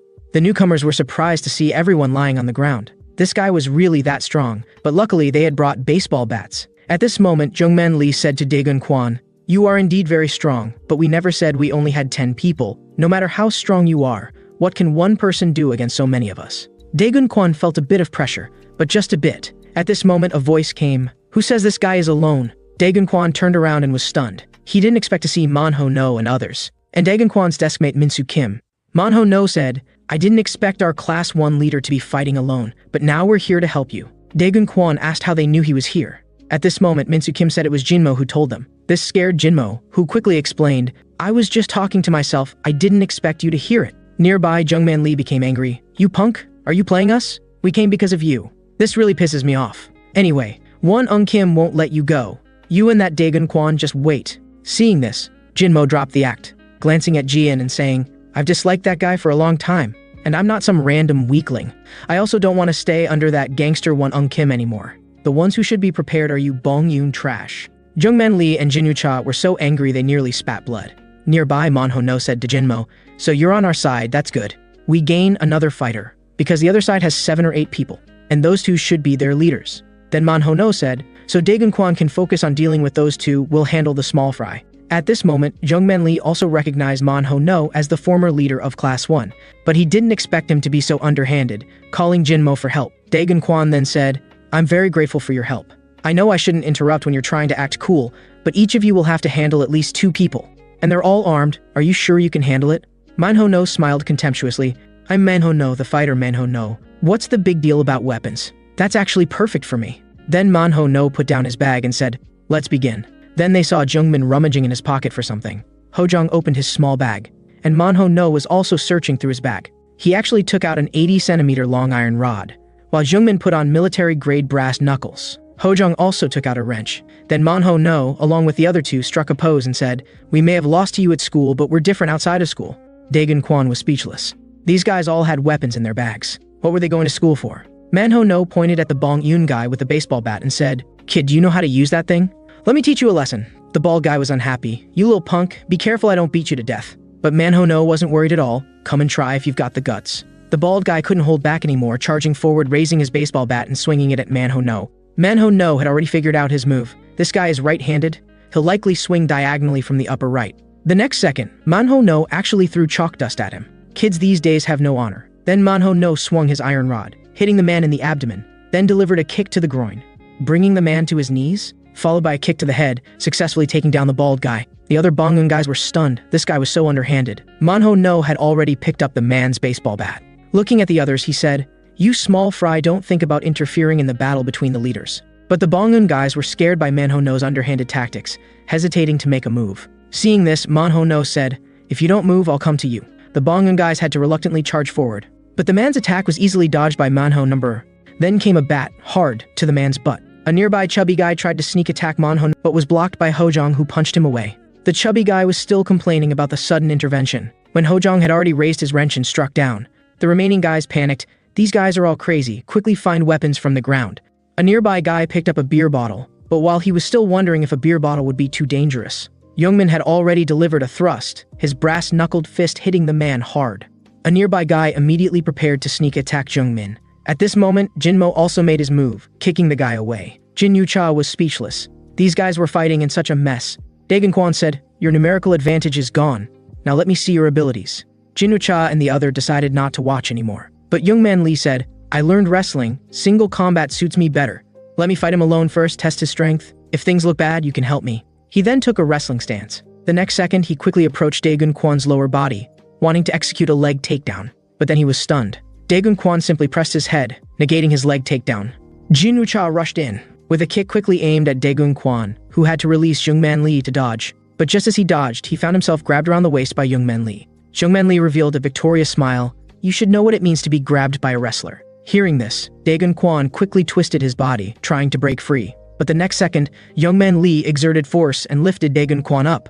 If he was slammed down, his head would hit the ground, and he'd be out for at least 2.5 minutes. Daegun Kwan quickly extended his arm. At the last moment, he grabbed the nearby wall. Jungman Lee couldn't slam Daegun Kwan over. With his center of gravity unstable, he fell to the ground. But even so, Jungman Lee still held Daegun Kwan tightly. Knowing he had caught Daegun Kwan's weak point, he absolutely couldn't let go. Daegun Kwan quickly rolled, successfully breaking free and pinning Jungman Lee beneath him. Then he raised his fist, ready to deliver a fatal blow. At the critical moment, Jin Yucha rushed in again, with a horizontal kick aimed at Daegun Kwan. Daegun Kwan had no choice but to create distance to dodge the attack. Daegun Kwan was a bit troubled now. These two guys had such good teamwork, it was hard to find a breakthrough. At this moment, the two switched to Jin Yucha attacking. Jinucha quickly approached Daegun Kwan, starting with a flying kick which Daegun Kwan dodged by ducking. Then Jinucha delivered a spinning kick, again aiming at Daegun Kwan. At this moment, Daegun Kwan chose to defend rather than blindly attack. Finally, Daegun Kwan noticed that Jinucha's core attacks were all leg-based. The next second, he quickly approached Jinucha, trying to close the distance. Jinucha sensed Daegun Kwan's intention and quickly retreated. After observing the situation briefly, Daegun Kwan saw that Jungman Lee would intervene when he showed a weak point or gained the upper hand. Now he understood their attack pattern a bit. Then Daegun Kwan quickly approached Jinucha, planning to deal with him first. When Jinucha's attack came, he quickly dodged to the side, exposing a weakness. Jinucha swung his fist, but Daegun Kwan avoided it with rapid movements. The next second, Jinucha saw a punch emerge from under his arm, flying towards him. 2.5 seconds later, Jinucha realized he'd been hit. By then, Jungman Lee was already standing in front of him. Jinucha then realized he had momentarily lost consciousness. Thankfully, Jungman Lee was there, or he would have been finished. Now he could only use this gap to adjust his state and find a way to exploit Daegun Kwan's weakness. At this moment, Jungman Lee suddenly crouched, attempting to grab Daegun Kwan around the waist again. But the next second, Daegun Kwan caught him by the neck. Your feint is too obvious. Anyone can see you're trying a takedown. Nearby, Jinucha saw the situation deteriorating and charged in again. This time, Daegun Kwan pushed Jungman Lee out in advance, just as Jinucha's kick reached Daegun Kwan's face. The next second, Daegun Kwan suddenly ducked, followed by a slide tackle, taking out Jinucha's other leg. Jinucha immediately lost balance and fell. Daegun Kwan quickly raised his foot and kicked Jinucha hard in the face. Jinucha quickly raised his hands to block. But then Daegun Kwan raised his fist. Through the gap, he directly hit Jinucha's head. With one punch, Jinucha passed out. Seeing this, Daegun Kwan brushed his hair aside, looking at Jungman Lee and saying, "Now, it's just you left. Will you leave on your own, or should I help you leave?" Daegun Kwan slowly approaches Jungman Lee, said that this farce needs to end. At this moment, Jungman Lee is completely shocked, unable to find a way to defeat Daegun Kwan. But even so, he charges toward Daegun Kwan. The next second, Kwan's fist is right in front of his eyes. Jungman Lee can't react in time. He's knocked back by Daegun Kwan's punch. After one punch, Jungman Lee can barely stand. Immediately, Daegun Kwan lunges forward, grabbing Jungman Lee around the waist. With one takedown, he slams him to the ground. Then he straddles Jungman Lee. Jungman Lee tries to break free but can't muster any strength. Daegun Kwan raises his fist, aiming at Jungman Lee. Without hesitation, he strikes Jungman Lee. After a beating, Jungman Lee finally gives in. "Please stop hitting me. I won't dare interfere with Golden Dragon High's affairs again." Hearing this, Daegun Kwan becomes even angrier. He lands another heavy punch on Jungman Lee's face. Then he grips Jungman Lee tightly. "You think I'll stop just because you ask? Today you'll pay the price for helping One Kim. Why would you suffer like this for that guy? Who do you think will rule Golden Dragon in the end? One Kim or me, who's pinning you down right now?" Meanwhile, Manhwa No and others have finished dealing with the rest of the people. Daegun Kwan releases Jungman Lee and says, "You'd better think carefully in the future. Take your friends and disappear quietly." At this moment, Jungman Lee is filled with extreme regret. He never imagined the gap between him and Daegun Kwan would be so large. After handling everything, Daegun Kwan says he's leaving. Manhwa No then says, "I happen to bring weapons today. Do you want to teach that despicable One Kim a lesson while we're at it?" But Daegun Kwan replies, "Let it go. I'm a bit tired today, and thank you all for today." Hearing this, Manhwa No, Hojong, and Jungmin all blush simultaneously, saying it's nothing after all. They're all the same kind of people. Then Daegun Kwan turns his gaze to Jinmo, who immediately stands at attention. At this moment, Jinmo is also very afraid, thinking Daegun Kwan is going to deal with him next. But then Daegun Kwan says, "I won't deal with you today. I'll take care of you another time." He then asks if JG-in and Yaro are hurt. Seeing that the situation is over, Yaro suddenly goes weak in the knees and is about to fall. Daegun Kwan quickly reaches out to support Yaro, asking, "Are you okay?" Being held, Yaro is extremely embarrassed, her face turning as red as a baboon's bottom. She quickly steadies herself and says, "I'm fine." Hearing this, Daegun Kwan says, "That's good. I'm sorry about today's incident, getting you involved." Yaro responds, "It's okay. In the end, it's all that Jinmo's fault." But the next second, Jae-jin says, "It's your fault. Your very existence is a mistake. Not only do you fight everywhere, but you also bully innocent people around you. You're no better than those people lying on the ground. None of you are good people. In my eyes, you're no different from thugs, always resolving issues with your fists. People like you should find a corner to fend for yourselves." After saying this, she pulls Yaro away from there. Although the group felt hurt by Ji-in's words, they couldn't find any reason to refute them. After leaving Daegun Kwan's group, Ji-in apologizes to Yaro. "Sorry, I couldn't control myself just now. You know how much I hate troublemakers? Although they saved us, I really can't see them as good people." Ji-in also gives up on continuing to observe Daegun Kwan. Whether or not he has a relationship with Sami Lee, it shouldn't affect her plans. Then she says to Yaro, "Let's part ways here. I'm planning to visit Ji-un at the hospital today." Seeing this, Yaro doesn't say much. just waves goodbye to Ji-in. At the same time, Yaro understands Ji-in's unusual reaction today. It turns out that Ji-in's brother, Ji-un, was once bullied by school tyrants, resulting in him becoming a vegetative state. Looking at her brother in the hospital bed, Ji-in doesn't understand those school bullies. Don't they know they're causing harm to others? She really doesn't know what's going on in their heads. Do they think it's just a game? If they suffered the same pain, would they still act this way? Meanwhile, after the two left, Daegun Kwon puts his arm around Jinmo, asking, "How should I deal with you?" Jinmo understands he was wrong and says, "Deal with me however you want, but I'd like to apologize to the people from earlier." Seeing this, Daegun Kwon smiles. "Indeed, you should apologize. After all, they're innocent people. But the real villain is someone else. Who do you think is responsible for this whole chain of events?" Meanwhile, Won Kim is still waiting for news from young man Lee in the park. The next second, Jinmo and others appear. Seeing this, Won Kim asks, "Why are only you guys here? Where's young man Lee and the others? And take your hand out of your pocket. Who do you think you're acting tough in front of?" Jinmo looks at Won Kim with anger. He walks directly to Won Kim, looking down at him. The next second, Jinmo throws a punch. Won Kim quickly dodges. Then he lands a punch on Jinmo's ribs. But the next second, Jinmo's lackeys charge forward. Won Kim can't handle being surrounded by several people. Soon, someone finds an opportunity to kick him in the chin. Then Won Kim falls into a disadvantage, being surrounded and attacked. Seeing the situation turn bad, Won Kim runs away. But running too hastily, he accidentally trips over a roadblock. Seeing this, Jinmo pounces on him. But the next second, he's punched away by Won Kim. Fortunately, Jinmo's lackeys rush in with a timely kick. This finally corners Won Kim. Several people surround Won Kim. Seeing this, Won Kim knows he's in trouble. The next day, news of Won Kim being beaten by Jinmo spreads throughout the school. Jinmo finally feels vindicated, becoming more confident. He also naturally becomes the leader of Class 6. While Jinmo is showing off, about to select classmates to run errands for him, Daegun Kwon suddenly appears. Frightened, Jinmo quickly sits up straight, asking, "Daegun, why are you here?" Daegun Kwon says he's here to congratulate Jinmo on becoming the leader. Jinmo immediately deflates, saying it's all thanks to him. But the next second, Daegun Kwon asks, "Do you want to fight me as a leader, or just take one punch and be done with it?" Hearing this, Jinmo stands up straight and says, "Please hit me lightly." Seeing this, Daegun Kwon swings his fist toward Jinmo. A punch lands heavily on Jinmo. Jinmo feels like he's flying. This is more comfortable. Just keep flying to the goddess's side. Unexpectedly, with Daegun Kwon's punch, Jinmo passes out. Then Daegun Kwon looks at the others. "Do you want to try too?" Frightened, they quickly say, "We're not with him." Daegun Kwon pats one of them. "Don't play the school bully game together anymore. It's best if you all stay quietly in the corner." Hearing this, they quickly shout, "Understood." Then Daegun Kwon leaves Class 6. By now, Daegun Kwon is the leader of Classes 1, 2, 3, and 6. In just a few days, he successfully conquered 4 classes. Manho No and the other 2 are very happy about this, surrounding Daegun Kwon and trying to please him. But the next second, they're swatted away with a book. Daegun Kwon says, "Don't disturb my studies here." Surprisingly, Hojong says, "That was gentler than last time." "Daegun, when will you take us to an internet cafe? I recently reached Gold in League." Seeing this, Daegun Kwon helplessly adjusts his glasses. "You guys are really annoying, but I suppose I could go with you once." Hearing this, the 3 are immediately excited. Only Manho No awkwardly says, "I think I'm still bronze." Hojong quickly tells him to shut up. Nearby, Jungmin also says, "If you dare drag Daegun down, I'll attack your chin with brass knuckles." At this moment, Yuri Park suddenly says, "I want to go too." Jungmin immediately says, "You want to play games? I'm embarrassed to expose you." The next second, she's punched in the face by Yuri Park, who says, "Why are you talking so much? I'll just play go-karts next to you guys." Nearby, Manho No and Hojong quickly stop Yuri Park. Seeing this, Daegun Kwon also shows a satisfied smile.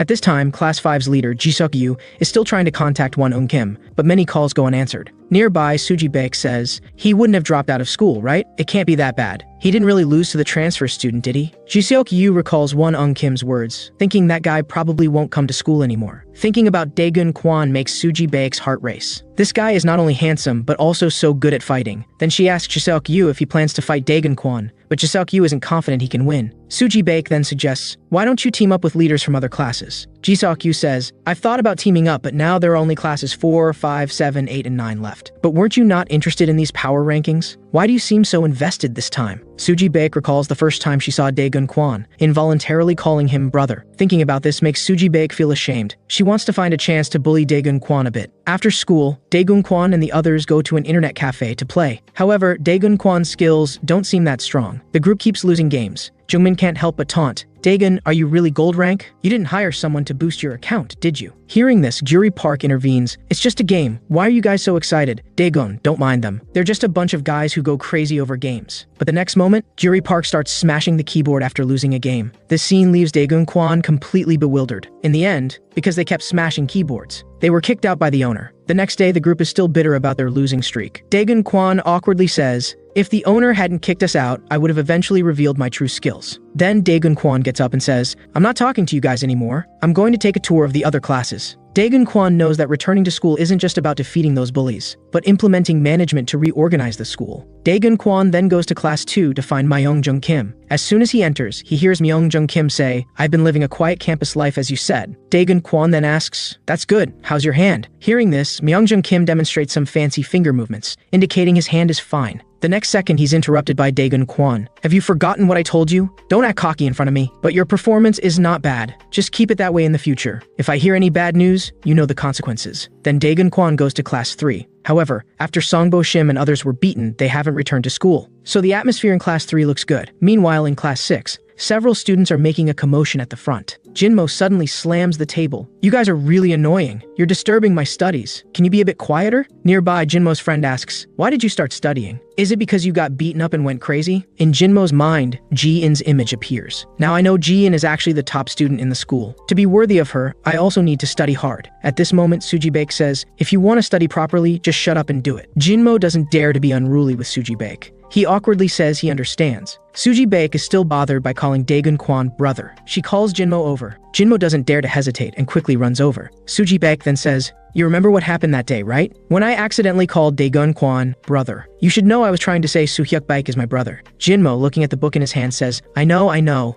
Seeing Jinmo's attitude, Suji-baek gets angry and raises her comb to hit Jinmo. You dare to brush me off. Frightened, Jinmo quickly says, no, I'm listening to you seriously. Seeing this, Suji-baek stops and says, I'll let you off this time, but listen carefully. What I mean is, but before she can finish, she sees Daegun Kwon coming to class 6. Jinmo also quickly runs over. Seeing Daegun Kwon, Suji-baek's face turns red, and she's momentarily speechless. Daegun Kwon just gives Jinmo a few instructions and leaves. Then Jinmo quickly returns to Suji-baek and says, I'm sorry, I didn't mean to run away. After all, Daegun Kwon is my leader. What were you about to say? Seeing this, Suji-baek calmly says, take off your glasses first. Jinmo, terrified, takes off his glasses. The next second, Suji-baek frantically hits Jinmo with her book. You dare to leave before I've finished talking. Jinmo doesn't dare to fight back, just repeatedly saying, I was wrong. After hitting him a few times, Suji-baek stops, not because she's letting Jinmo off, but because she's afraid of sweating and ruining her makeup. Then Suji-baek calls over Jinmo's lackeys. Suji-baek, with a gloomy face, says, you guys step on him hard. The lackeys, without hesitation, drag Jinmo out. They start taking turns stepping on Jinmo. Sorry, Jinmo, we have no choice. At this time, Suji-baek is still thinking about how to deal with Daegun Kwon.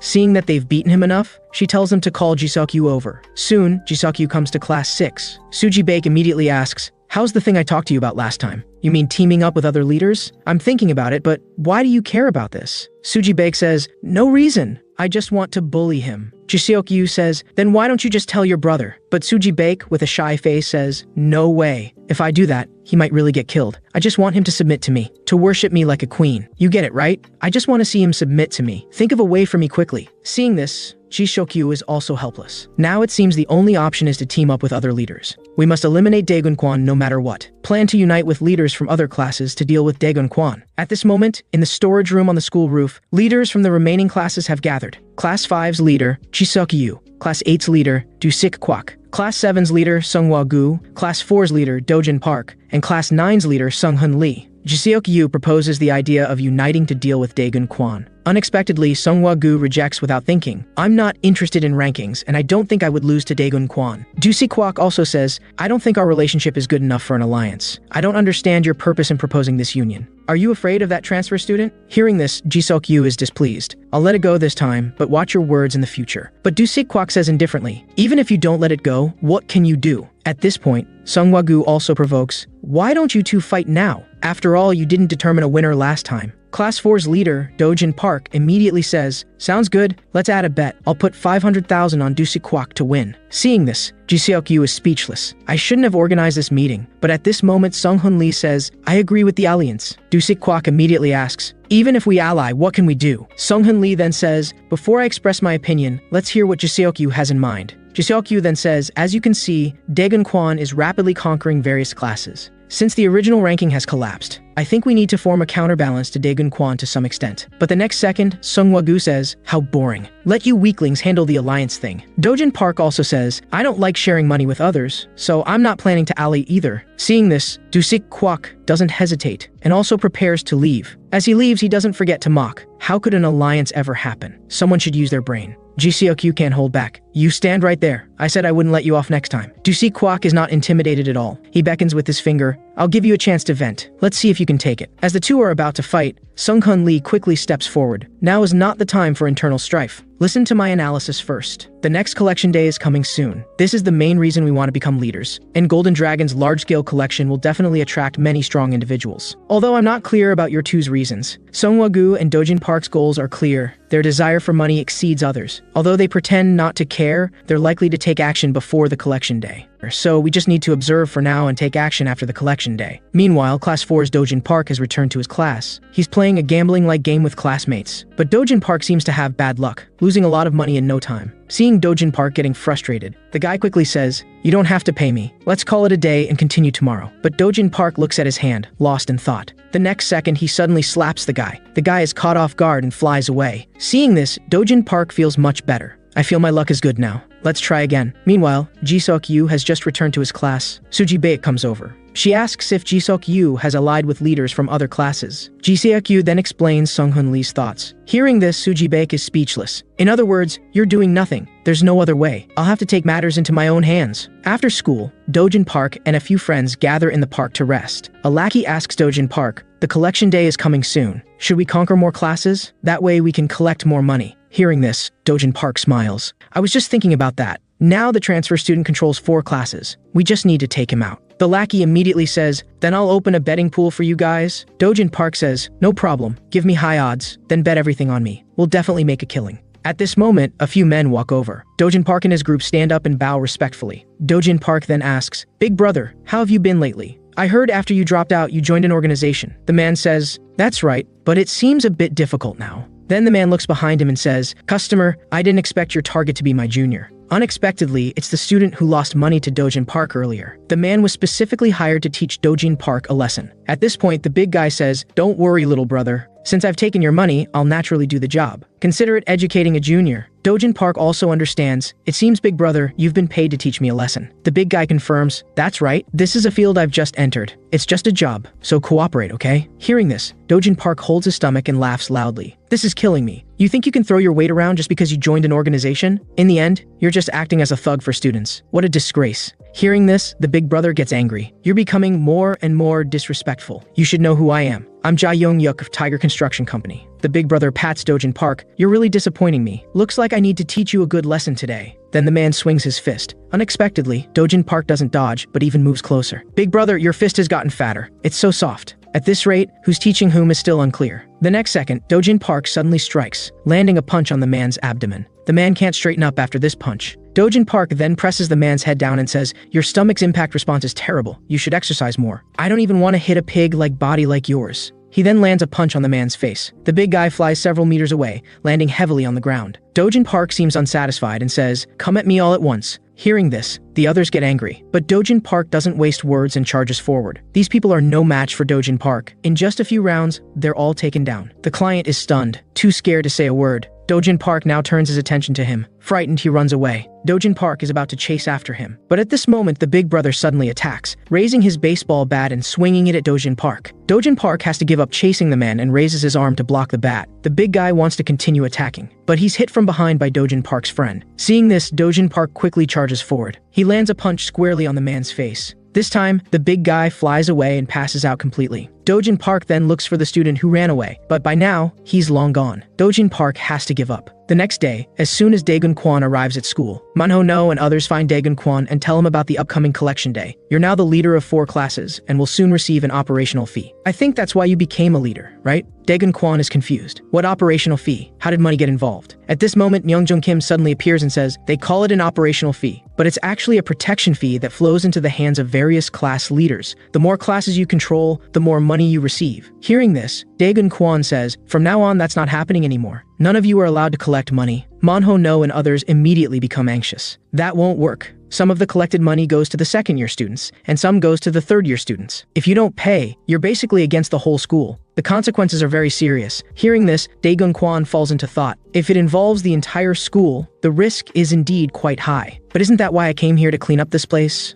Whatever. At this time, Jinmo also suddenly comes over, saying someone wants to see Daegun Kwon. Daegun Kwon is a bit annoyed. Why do people always want to see me? But unexpectedly, the person who wants to see Daegun Kwon is Suji Baek. Seeing this, Daegun Kwon immediately grabs Jinmo by the throat. Do you have a death wish? I told you not to bother me with these small matters. Suji Baek walks up to Daegun Kwon and says, you'd better let go before I get angry. Although this guy's done a lot of annoying things, only I can beat him up. Hearing this, Daegun Kwon bluntly says, what nonsense are you talking? According to your rules, Class 6 is now mine, so I'll deal with him as I please. Hearing this, Suji Baek steps forward and grabs Jinmo's hand. Stop pretending to be a big shot. I'm above all those rules you mentioned. Then Suji Baek yanks hard, trying to pull Jinmo over. But he's firmly held by Daegun Kwon, who says, I won't let him go. Do as you wish. Hearing this, Suji Baek becomes anxious. You're really arrogant. Then the two begin fighting over Jinmo. In the heat of the moment, Suji Baek hugs Jinmo's arm. The sensation on his arm makes Jinmo beam with joy, feeling incredibly good. At this moment, Daegun Kwon looks at Jinmo and says, what are you doing? Your expression is really creepy. Suji Baek also realizes she's being taken advantage of. Immediately, with a disgusted look, she quickly lets go of Jinmo. Jinmo suddenly feels a killing intent. The next second, Suji Baek chopped Jinmo's neck with her hand. She sends Jinmo flying several meters away. Then, looking at Jinmo, she says, I'll give you 3 seconds to disappear from my sight. Hearing this, Jinmo runs away without a word, his speed rivaling a world champion. But right now, Jinmo is overjoyed in his heart. Suji Baek now approaches Daegun Kwon and says, I called you out for something else. Then Suji Baek grabs Daegun Kwon's collar, forcing him against a nearby lamppost. Suji Baek is about to say something, but when she sees Daegun Kwon's eyes, she shyly lowers her head. Right now, Suji Baek's heart is racing and she can't say what's on her mind. Seeing this, Daegun Kwon says, if you have something to say it quickly. I don't have time to play with you. Hearing this, Suji Baek suddenly raises her head and shouts, brother! Suji Baek is immediately stunned, not expecting to involuntarily call him brother again. She quickly explains, I mean, last time I called you brother, I wasn't calling you. You might not know since you just transferred, but with one word from my brother, everyone in the school has to listen to him. Hearing this, Daegun Kwon is speechless. You called me over just for this? He then removes Suji Baek's arm. With a twist, he restrains Suji Baek. Suji Baek is stunned, finding herself locked by him. But no matter how hard she tries, she can't break free. Daegun Kwon now says, don't bother. Just call your brother out. I'd like to meet him too. Hearing this, Suji Baek is stunned. Are you crazy? If you meet Soo Hyuk, you're done for. That absolutely cannot happen. While the two are still struggling, a few people walk over from a distance. One of them is Class 4's leader, Dojin Park. One of the bald men recognizes Suji Baek. What are you two doing? A boy and a girl pulling and tugging in broad daylight? Hearing this, Daegun Kwon retorts, what are you saying, Baldy? Upon hearing this, Dojin Park behind almost laughs out loud. The bald man's face darkens. What did you just say? Seeing the man's reaction, Daegun Kwon raises a hand in apology. Sorry, I shouldn't have joked about your hair volume. Hearing this, Dojin Park bursts into laughter. You're really funny. Ja-ok didn't lose his hair. He shaved it off himself. So it's no problem to call him Baldy. At this moment, a nearby man says, stop laughing. Ja-ok is indeed balding. The man waves at Daegun Kwon. First-year kids, go cool off somewhere else. Daegun Kwon asks Suji Baek, do you know these guys? Why are they ordering me around? Suji Baek says, this guy is called Gung Ju, and the bald one in front is the second-year leader, Ja-ok-1. Hearing this, Daegun Kwon has a plan in mind. He says, we were here first. If anyone should leave, it's you guys. Hearing this, Suji Baek says, what are you saying? Are you crazy? Ja-ok-1 also doubts his ears. Seeing this, Dojin Park exclaims, transfer student, you really are crazy. Ja-ok-1 is about to teach Daegun Kwon a lesson, but Suji Baek suddenly receives a call from her brother Soo Hyuk Baek. Nearby, Gung-myung-ju quickly stops Ja-ok-1 who wants to take action. Then Suji Baek is heard saying, brother, you're coming over in a bit? Then I'll wait for you here. Daegun Kwon also asks if Soo Hyuk is coming over. But Suji Baek ignores Daegun Kwon. Looking at Ja-ok-1 and his group, she says, if you don't have anything else, I'll take this guy and leave. I still have business with him. Gung-myung-ju stands in front of Ja-ok-1 advising, calm down. If Soo Hyuk sees us beating up her friend in front of Suji Baek, we're done for. Then he waves at Suji Baek. Suji, you take him and go. Remember to say hi to big brother Soo Hyuk for us? Then Suji Baek leads Daegun Kwon away from there. Looking at the two leaving, Gung-myung-ju can't help but sigh. Having a good brother really is nice. Ja-ok-1, watching this scene, is also red with anger but doesn't dare to act against Suji Baek. Then he says to Dojin Park, you've really picked a good opponent. Deal with him quickly in the coming days. But Dojin Park, looking at Daegun Kwon's departing figure, falls into thought. Damn it, I can't hold back anymore. I don't want to just let him walk away. At least let me test him first. Nearby, Gongmyung-ju advises, let it go. With Suji Baek around, we can't make a move. But the next second, Dojin Park charges forward regardless. Daegun Kwon is the first to sense Dojin Park's sneak attack. He quickly pulls Suji Baek aside to dodge. They narrowly escape Dojin Park's attack. Dojin Park then makes a sharp turn and attacks Daegun Kwon again. Due to Suji Baek being nearby, Daegun Kwon can only dodge for now. After avoiding several of Dojin Park's attacks, Daegun Kwon finally finds an opportunity. He lands a slap on Dojin Park's face. Normally, this slap would knock Dojin Park unconscious. But not only is Dojin Park unfazed, he's even more excited, charging at Daegun Kwon again. Daegun Kwon is secretly shocked, not expecting Dojin Park's resilience to be so strong. But because Suji Baek is behind him, Daegun Kwon can't fight freely. Seeing this, Daegun Kwon continues to dodge while creating distance from Dojin Park. Finally, Daegun Kwon finds a chance to lock Dojin Park's arm. Unfortunately, Dojin Park notices it first. Without hesitation, he kicks Daegun Kwon away. Dojin Park then says, "What are you doing? Just dodging?" At this moment, Daegun Kwon sees that Suji Baek has moved far away and sighs in relief. Now he can finally fight without holding back. At this moment, Dojin Park was still taunting. "Why do you seem so pathetic? You're nothing like the rumors said." But before he could finish speaking, Daegun Kwon had already thrown a punch at him. Before Dojin Park could react, Daegun Kwon followed up with a kick. He kicked Dojin Park several meters away. The powerful blow made Dojin Park curse involuntarily. But the next second, Daegun Kwon kicked him again. This kick sent Dojin Park flying. Dojin Park quickly rolled and got back up. This time, Dojin Park finally realized Daegun Kwon's terrifying strength and couldn't help saying, "You really are fucking strong." While Daegun Kwon asked, "Is your arm okay?" Only then did Dojin Park feel the pain in his arm. He suddenly remembered what happened last night. He thought it was nothing, but it seemed he had underestimated the situation. Daegun Kwon took off his jacket and said, "You'd better hope your arm is fine because you might be about to get beaten up." But suddenly, Suji Baek shouted, "Daegun Kwon, why are you taking off your clothes?" Daegun Kwon was speechless. "I'm just taking off my jacket." Suji Baek responded, "But you shouldn't do that in front of so many people." Hearing this, Daegun Kwon realized that many people had gathered around. It seemed they couldn't have a proper fight now. Dojin Park also said that while it was a pity, they had technically fought already. So let's end it here for today. Wait for me to come find you next time.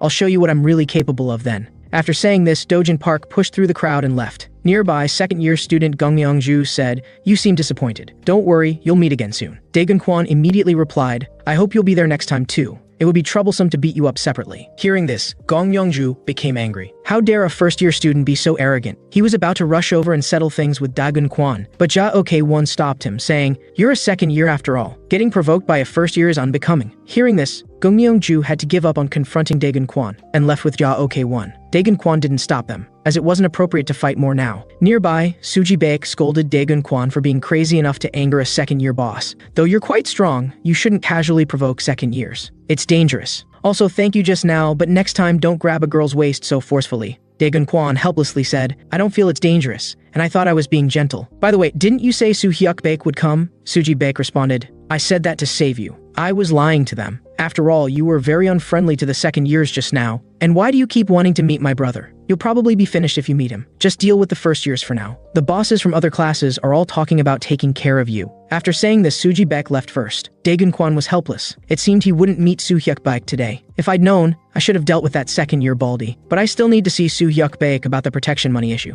That Dojin Park guy was quite unusual though. I could tell from his shoulders he's not someone to mess with. Anyway, I'm surprised he could take my punch. Maybe I haven't found my previous feeling yet. Hopefully next time he can last a bit longer, so I can get back my previous feeling. Scene change. Daegun Kwon and his group are sitting together studying. While Daegun Kwon was immersed in the studying atmosphere, Dojin Park suddenly came over with a book. Monho-no and others instinctively thought Dojin Park was coming to cause trouble. Dojin Park walked up to Daegun Kwon and complained, "Geez, I wanted to talk to you, but there's no seat left." Then he looked at Jinmo sitting across from Daegun Kwon and said, "Get up and give me your seat." Jinmo thought to himself, "I'm in trouble now. Although I know I can't beat him. With so many people watching, getting up just like that would be too embarrassing. The authority I've worked so hard to build would be gone." Then Jinmo stood up and said, "Why should I give you my seat?" Jungmin nearby was shocked and quickly said, "Jinmo, you're quite brave. Daegun Kwon won't help you." Seeing this, Dojin Park smiled instead of getting angry and raised his hand to scare Jinmo. Jinmo instinctively dodged. Realizing what he'd done, Jinmo felt incredibly embarrassed and quickly explained it was a reflex, not fear. But Dojin Park said, "I wasn't going to hit you.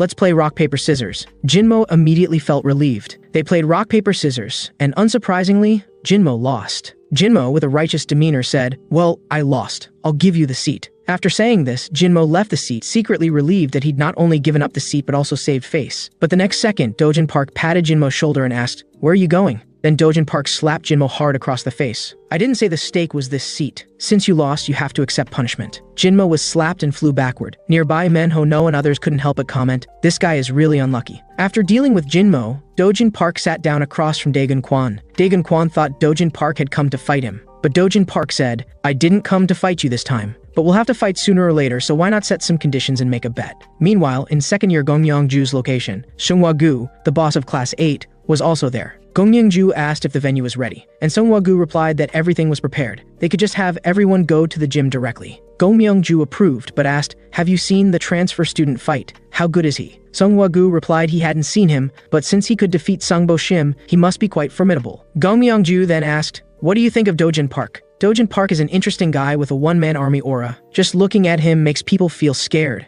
especially since he has unique advantages. His body's flexibility and elasticity give him formidable power. But people like him who rely on physical qualities tend to be technically deficient. Meanwhile, Dojin Park was questioning his life again. He hadn't won a single round playing the coin-flipping game with Daegun Kwan. Unwilling to admit defeat, Dojin Park wanted to play a few more rounds. But Daegun Kwan said, I'm done playing. Even if you won, I'd agree to all the things you said earlier. Hearing this, Dojin Park was dissatisfied. What do you mean even if I won? But the next second, Dojin Park realized the issue. Now wasn't the time to argue about winning or losing. Then Dojin Park stood up and prepared to leave, saying, remember what you said, don't go back on your word. See you this Friday at the gym. Daegun Kwan immediately replied, no problem, but you should get your arm fixed first. I don't want to see you whining. After Dojin Park left, Manho No quickly asked Daegun Kwan, although I don't know why you deliberately lost to him, was it necessary to agree to the bet? Even if you two will fight eventually, doing it on second-year territory seems suspicious, doesn't it? Daegun Kwan naturally saw that this might be a trap, but this way he could also deal with the second years. But at this moment, someone else came looking for Daegun Kwan. Daegun Kwan asked what they wanted. The man hesitated but finally said, could you help us beat up Dojin Park, but could you lose to him? Daegun Kwan was stunned. What are you saying? The man explained, Dojin Park's bet with you is to open betting. Many people are betting on who will win between you and Dojin Park. The second years are doing the same, but besides that, I also have a reason why you must lose. Daegun Kwan was even more confused. I think it's really hard for me to lose to him. What's your reason? The man stammered, but finally explained. It turned out the man had previously paid someone to teach Dojin Park a lesson but failed, and Dojin Park held a grudge. Just last night, Dojin Park found the man. After a lesson, he made the man pay him protection money. Then he took the man to get back the 500,000 won he'd paid the hired muscle. But when they got there, the person was nowhere to be seen. However, a loan shark advertisement on the wall caught Dojin Park's attention. In the end, the man was forced by Dojin Park to take out a high-interest loan. Dojin Park said he would return the money if he won. So, if you win, I won't get my money back, and I'll still owe a loan shark. After the man finished, before Daegun Kwan could speak, Jury Park got upset. You want to beat up Dojin Park that badly? Why don't I beat you up first? But Daegun Kwan said, I can't possibly lose to him, but I'll help you beat him up. Are you good at English? If so, come find me after school. After school, Daegun Kwan followed the man to the loan shark's place. Then he said, I'll go up and have a look. You go back first. Daegun Kwan had just gone up. Someone asked what he was there for, if he wanted to borrow money. Then he followed the man inside. The man asked which grade Daegun Kwan was in, and how much he wanted to borrow. Daegun Kwan naturally wouldn't tell him, and wouldn't borrow money either. He quickly made an excuse and was about to leave. The man got angry, grabbed Daegun Kwan and asked, Are you playing with me, kid? You don't look like you're here to borrow money. Who are you? Daegun Kwan grabbed the man's arm. Feeling the pain in his arm, the man couldn't help but start trembling. Daegun Kwan then said, I said I'm leaving. I'll let go of you, but don't follow me out. The man reached for an ashtray on the table to hit Daegun Kwan, but Daegun Kwan slapped it away. Then he delivered a chop to the man, who immediately collapsed unconscious. Daegun Kwan was about to leave, but the documents on the table caught his attention. After flipping through them, he found Do Hyun Kim's loan information. But the next second, Daegun Kwan was stunned. He saw a photo of Chairman Lee here, which confused him. At that moment, there were sounds from outside. Daegun Kwan quickly prepared to leave. Just as he reached the door, someone walked in. The leader saw Daegun Kwan and asked who he was. But then he was distracted by the unconscious man, thinking he was asleep. Daegun Kwan said, I've got to go, and left. But as soon as Daegun Kwan left, the people inside realized something was wrong. Their boss had been knocked out. Hearing the commotion, Daegun Kwan hurried away. Fortunately, he ran fast enough not to be caught. Once safe, Daegun Kwan was about to take out his phone to call Sami Lee and ask why Chairman Lee's photo was there. But in the end, Daegun Kwan gave up, deciding to resolve Dojin Park's matter first. He checked the weather on his phone. It's going to rain on Friday? I don't really like that. Time quickly reached Friday. Dojin Park and his group arrived at the gym early. Seungwa-gu and others were preparing the venue. Soon the second years also arrived. The leader was the second-year boss, Ja Ok-won. On the other side, Daegun Kwon was already on his way, along with Manho No and others. Daegun Kwon didn't want Manho No and the others to come along, but they were worried about him going to second-year territory alone. Their backpacks were all filled with weapons. Daegun Kwon was speechless. Just then, Jungmin said he had found a way to deal with Dojin Park, but Daegun Kwon replied indifferently that he had already known when playing the coin-flipping game with him. Jungmin and Hojong behind him were bewildered. But just then, Daegun Kwon's phone received a message. After reading it, Daegun Kwon helplessly said, "Looks like you'll have to go ahead. I've got something to handle, but I'll be back soon." Manho No and others could only arrive at the gym first. Seeing this, Ja Ok-won and others couldn't help but taunt, "Is Daegun Kwon scared?" Manho No immediately replied, "No way, Daegun Kwon isn't that kind of person." Nearby, Gung Youngju recognized Manho No and said, "You guys can find a place to sit." Jungmin secretly sighed in relief. Thanks to Manho No's brother, we're safe. The pressure from these gang followers of the middle way is really strong. Just then, the gym doors opened again and more people arrived. A group of students in uniforms walked in. They were the second year's second-tier bully group, the Sacred Ties. The boss of the Sacred Ties said, "It's just a first-year fight. Is such a grand setup necessary?" At this point, Class 9's boss Sung-hun Lee said, "There's no choice. After all, the transfer student isn't an ordinary first year." Hojong and others hadn't expected Sung-hun Lee to come. Ja Ok-won told everyone to find a place to sit. Giseok Ma, the boss of the Sacred Ties, found a place to sit with his group. After sitting down, he asked when the so-called transfer student would arrive. Manho No and others were getting anxious, hoping Daegun Kwon would show up soon. After an unknown period of waiting, Dojin Park finally couldn't stand it anymore and threw his phone, cursing, "Why the fuck isn't he here yet? I'm bored to death. Anyone, first year or second year, come out and fight me now." His friend quickly tried to restrain him. Ja Ok-won also said, "Indeed, we should find some entertainment. We can't waste time waiting." Then Dojin Park turned his gaze to Manho. "No, since Daegun Kwon isn't here, you come out and warm up with me first." Hearing this, Jungmin panicked and asked Manho No what to do now. Manho No said it didn't matter. Daegun Kwon being late is our class's responsibility. Since that's the case, I'll face this guy first. But just then, Sungwa-gu suddenly stood up and said, "This won't do. Both sides must be in their best condition for a fair fight." Hearing this, Dojin Park was displeased and cursed. "What does a bald guy like you know? I need to warm up first." But Sungwa-gu still refused, saying he would have 2 students from his class with special skills fight instead. Just then, someone pushed the door open and said, "Am I late?" Manho No and others quickly turned around, thinking Daegun Kwon had arrived. Dojin Park was also extremely excited, eager to start fighting. But it wasn't Daegun Kwon, it was Myungjung Kim. As soon as he entered, he shouted,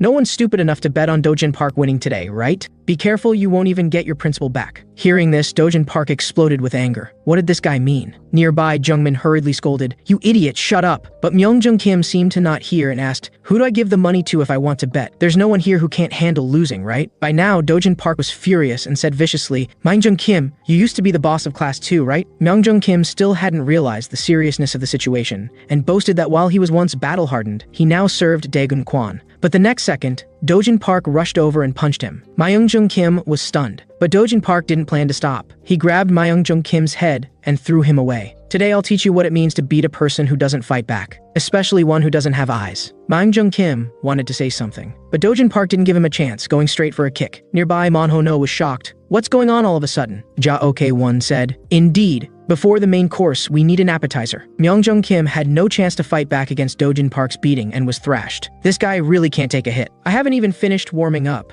Then he shouted, "Manho No, it's your turn now." But just then, a voice came from the gym entrance. "What's going on? Weren't you supposed to fight me? Are you already impatient?" It was the fashionably late Daegun Kwon. Dojin Park immediately shouted, "Daegun Kwon, you finally arrived!" Manho No and others were relieved to see Daegun Kwon. Daegun Kwon symbolically said, "I'm sorry I'm late." Dojin Park replied, "If you had come any later, your friends might have all been lying down. But this Myungjung guy probably isn't your friend, right?" Daegun Kwon didn't speak. Instead, he took off his outer clothing and said, "I'm not sure, but since you've already beaten one person, you should be warmed up." Dojin Park wanted to say something, but Daegun Kwon threw his clothes at him, blocking his vision. The next second, Daegun Kwon suddenly attacked, giving each of Dojin Park's friends a punch. Then Daegun Kwon said, "I've also warmed up using your friends. Last time we didn't fight satisfactorily, which was a pity. Today, you'd better be prepared. I won't hold back." Everyone looked expectant. Ja Ok-won had people clear away the guys lying on the ground to make space. Dojin Park was excited. "Daegun Kwon, I really like you. Interesting toys like you are too rare." Saying this, Dojin Park charged forward. "Now I can't wait to tear you apart." He swung a punch at Daegun Kwon.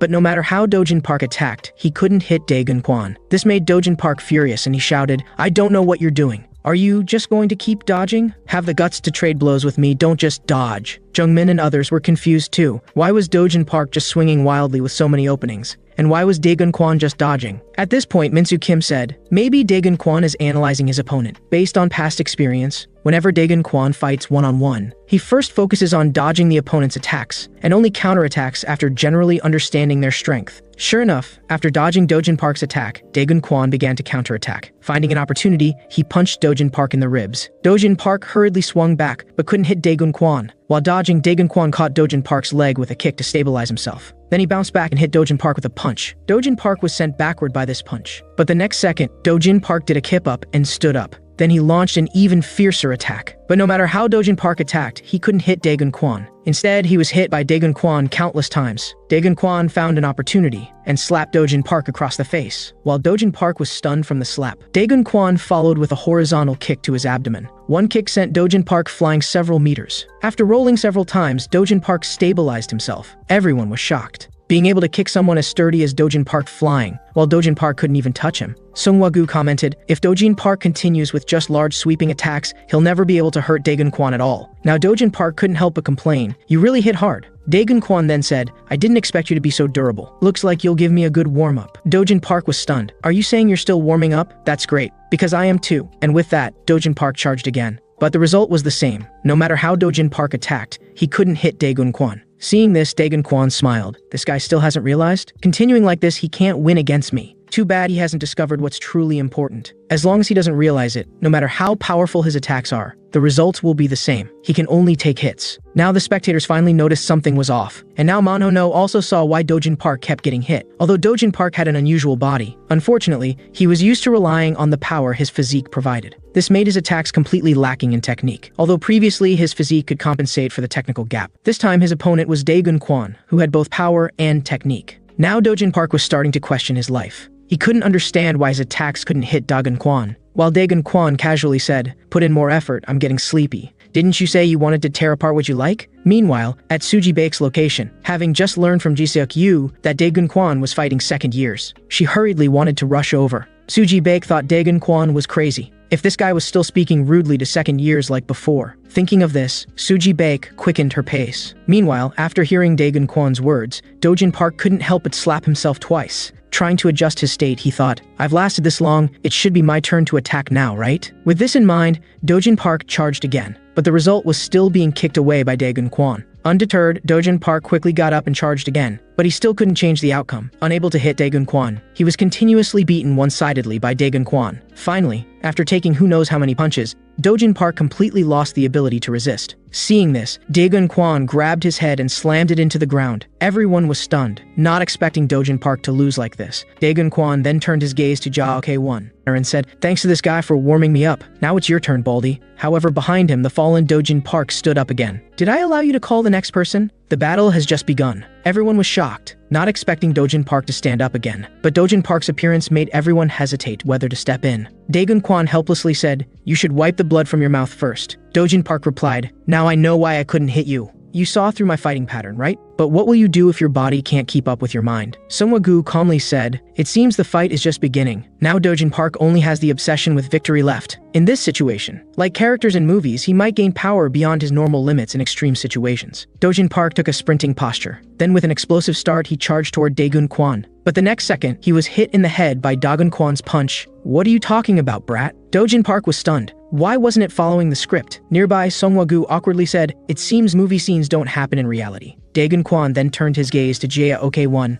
I heard you're all collecting protection money from students. Are you gangsters? Who gave you permission to collect protection money? Aren't you students too? From now on, no one is allowed to collect protection money, or you'll end up like Dojin Park. On stage, Jaok-1 said, seems you still don't understand. Collecting protection money is just a form. It's to provide people with spiritual freedom. But before he could finish, Daegun Kwan interrupted, what kind of monk are you pretending to be, Baldy? Come down, and I'll let you taste what it's like to be head-butted. Jaok-1 hadn't said anything yet. Nearby, Gong Myung-ju couldn't sit still and cursed, who do you think you are? At this point, the boss of the Sacred Ties calmly said, young people these days really have no manners. A mere first-year student daring to think about abolishing the tradition of collecting protection money. Never mind, I won't explain to you anymore. Let your body remember. As soon as he finished speaking, all members of the Sacred Ties stood up. They unhesitatingly began to surround and attack Daegun Kwan. Seeing this, Manhono panicked and wanted to help Daegun Kwan. But the next second, he saw a figure fly past him. Daegun Kwan said, "No need to help, just watch." These second-year small fry were no match for Daegun Kwan. In an instant, most were dealt with. Now it was Gung Myung-ju and others turned to be shocked. They didn't expect one person to be able to handle so many. Just then, someone tried to sneak up on Daegun Kwan with a bench. Manho-no quickly warned Daegun Kwan and wanted to help. But the next second, he saw that person being slapped away. Manho-no was stunned. What was going on? It turned out the one who acted was Dojin Park, who had stood up again. The second-year guy was furious. "What are you doing?" He tried to attack Dojin Park, but he was directly slapped away by Dojin Park. Now Dojin Park seemed like a different person, smiling ferociously at Daegun Kwan, saying, "It's not over yet." Gung Myung-ju shouted, "Are you crazy? Why are you attacking second years?" But Ja Ok-won noticed that Dojin Park's state was off. Daegun Kwan smiled, "No wonder I always felt you were different from others. Ordinary people couldn't last this long under my hands. So you can enter the flow state, huh?" And I was still holding back. Nearby, Sung-hun Lee fell into thought when he heard flow state. Daegun Kwan continued, "But seeing your condition, you can probably only withstand one last attack. So I'll specially show you my true strength." Manho-no was surprised to see Daegun Kwan take a fighting stance for the first time. Hearing this, Dojin Park was a bit confused. "I don't know what you're talking about, but I feel my body is extremely light right now. In my current state, I can definitely tear you apart," and he charged at Daegun Kwan again. But Daegun Kwan wasn't worried at all, his eyes fixed on Dojin Park. Just as Dojin Park was about to reach Daegun Kwan moved second, but struck first with an uppercut. The uppercut directly hit Dojin Park's chin. Dojin Park didn't even see Daegun Kwan's fist before passing out. Daegun Kwan still maintained his fighting stance. Ja Ok-won was shocked by this scene. How is this possible? How do I see in him what's only present in that person? The boss of the Sacred Ties was also stunned. What just happened? Why was there a gunshot sound? Daegun Kwan thought to himself, looks like it's finally over. Jungmin warned Daegun Kwan not to say that, in case Dojin Park got up again. But this time Dojin Park was truly finished, lying motionless on the ground. Daegun Kwan assured them, "Don't worry, that punch was probably his limit." Then Daegun Kwan turned his gaze to Dojin Park's friends, telling them to take him away. Now Ja Ok-won looked at Daegun Kwan and couldn't stop trembling. One leg was even shaking so much it left after images. He muttered, "How can he have the same aura as that person?" Gung Myung-ju was stunned. That person. Could it be SSU Hyuk-baek? At this point, JJ Ok-won was lost in memories, recalling the scene when he first met Soo Hyuk-baek. Gung Myung-ju quickly slapped Ja Ok-won to bring him back to reality, and asked Ja Ok-won what they should do now. But Ja Ok-won said, "It's useless. My skill level can't see through his aura, but I know no one here is his match." Now Daegun Kwan said, "From now on, no one is allowed to collect protection money. Anyone who disagrees can come down." But no one dared to move. Daegun Kwan was helpless. "Since you won't come out, I'll just pick randomly. Whoever I point to, come out." But just then, Daegun Kwan suddenly received a call from Sa-mi Lee. As soon as he answered, he heard Sa-mi Lee say, "From now on, please follow my instructions." Nearby, Jungmin and others were confused why Daegun Kwan was suddenly taking a call. By now, Sa-mi Lee had finished giving instructions and said she would call back later. Daegun Kwan had to put his phone away and say, "Let's end it here for today. I have something else to do, so I'll let you off for now." Then Daegun Kwan signaled Manho-no and others to leave. Seeing Daegun Kwan leave, everyone sighed in relief. But the next second, Daegun Kwan turned back and said, "I heard you're going to collect protection money next week. If you dare, I absolutely won't let you off." Everyone was angry but afraid to speak up. Just as Daegun Kwan opened the gym doors, he bumped into someone coming in. It was Suji Baek, who had rushed over worried about Daegun Kwan's safety. As soon as she saw Daegun Kwan, she anxiously asked, "Are you okay?" Daegun Kwan assured her he was fine. Suji Baek was stunned, but I heard there were many second years here. But the next second, Suji Baek saw people lying all over the place. Seeing this, Suji Baek asked incredulously, "Daegun Kwan, did you do all this?" But Daegun Kwan didn't answer her question, instead giving his jacket to Suji Baek to wear. Suji Baek's face immediately turned red. Though verbally resistant, she honestly took the jacket. The next second, Daegun Kwan personally put the jacket on Suji Baek. To Suji Baek, it felt like wearing a wedding dress. While Suji Baek was still lost in romantic thoughts, Jinmo suddenly brought her back to reality. "Suji, aren't you coming? We're leaving." Seeing this, Suji Baek quickly caught up. At this point, the boss of the Sacred Ties was speechless. What's the relationship between this transfer student and Suji Baek? This makes him even harder to deal with. Nearby, Sung-hun Lee suggested, "It seems this guy isn't someone second years can handle. Why not use his relationship with Suji Baek to involve SSU Hyuk-baek?" Manho-no and others, who had already walked 3 kilometers, realized Myeongjung Kim still hadn't come out. Daegun Kwan said, "Sorry, could you take care of Myeongjung? I have something to do, so I'll go first." After leaving, according to Sa-mi Lee's instructions, Daegun Kwan returned to the loan company. He stated that he had recently received an anonymous text message with his photo attached. But despite coming many times, he hadn't found his information. Now he could only come to confirm and personally clean things up. But the next second upon entering, Daegun Kwan saw a group of men in suits standing there. He immediately hung up the phone. Several men surrounded him and asked who he was, but Daegun Kwan just stood there without speaking. One man tried to slap Daegun Kwan, but the next second, Daegun Kwan suddenly acted, slapping the man away. The other men were furious and prepared to surround Daegun Kwan. But the next second, a man walked out and told everyone to stop, saying this guy was dangerous. Then the man walked up to Daegun Kwan and said, "Long time no see. How have you been recently?" Looking at the man before him, Daegun Kwan said, "I didn't expect to see you here, Huijin Park." Afterward, Daegun Kwan and Huijin Park went to the rooftop to catch up. Daegun Kwan said, "So that text message the other day was from you. I rushed over,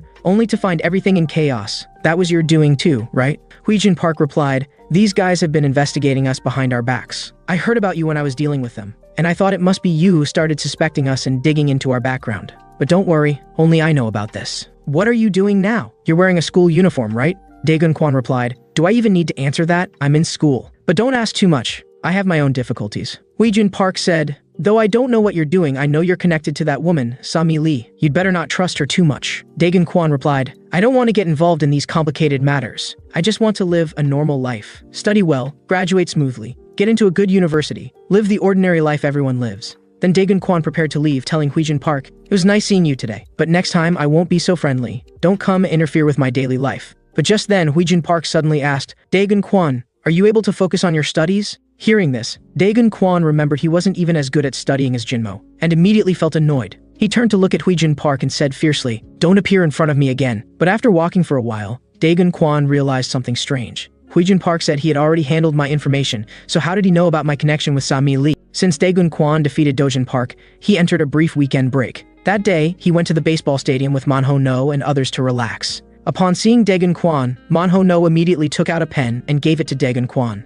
Seeing this, Daegun Kwan thought Manho No was encouraging him to study hard. But Manho No said, "What nonsense, this is for you to use as a weapon." After saying this, Manho No went into the baseball stadium ahead of him. Nearby, Gyuri Park then stepped forward and held onto Daegun Kwan, saying, "Let's go up too." When they went up, they saw that Manho No and the others had already started playing. Seeing this, Daegun Kwan was looking forward to watching Manho No play baseball. After all, this guy even fought with a baseball bat. But the next second, he saw that Manho No didn't hit a single ball. Seeing this, Daegun Kwan couldn't help but mock, "You're playing terribly." Manho No immediately replied, "What's the rush? This is a new bat. I was just testing the feel. Alright, now I'll use that one." The next second, a baseball flew straight over. But this time Manho No hit it precisely, a perfect home run. Seeing this, Daegun Kwan was very surprised, not knowing how Manho No suddenly became so good. Manho No proudly explained, "That's thanks to the baseball technique I researched. Actually, it's very simple, you just need to do one thing, which is to look at the ball with a squint. This way, the focus of your eyes becomes blurry, and things in front of you look like two. The baseball is no exception. When the two balls overlap, that's the best timing to hit."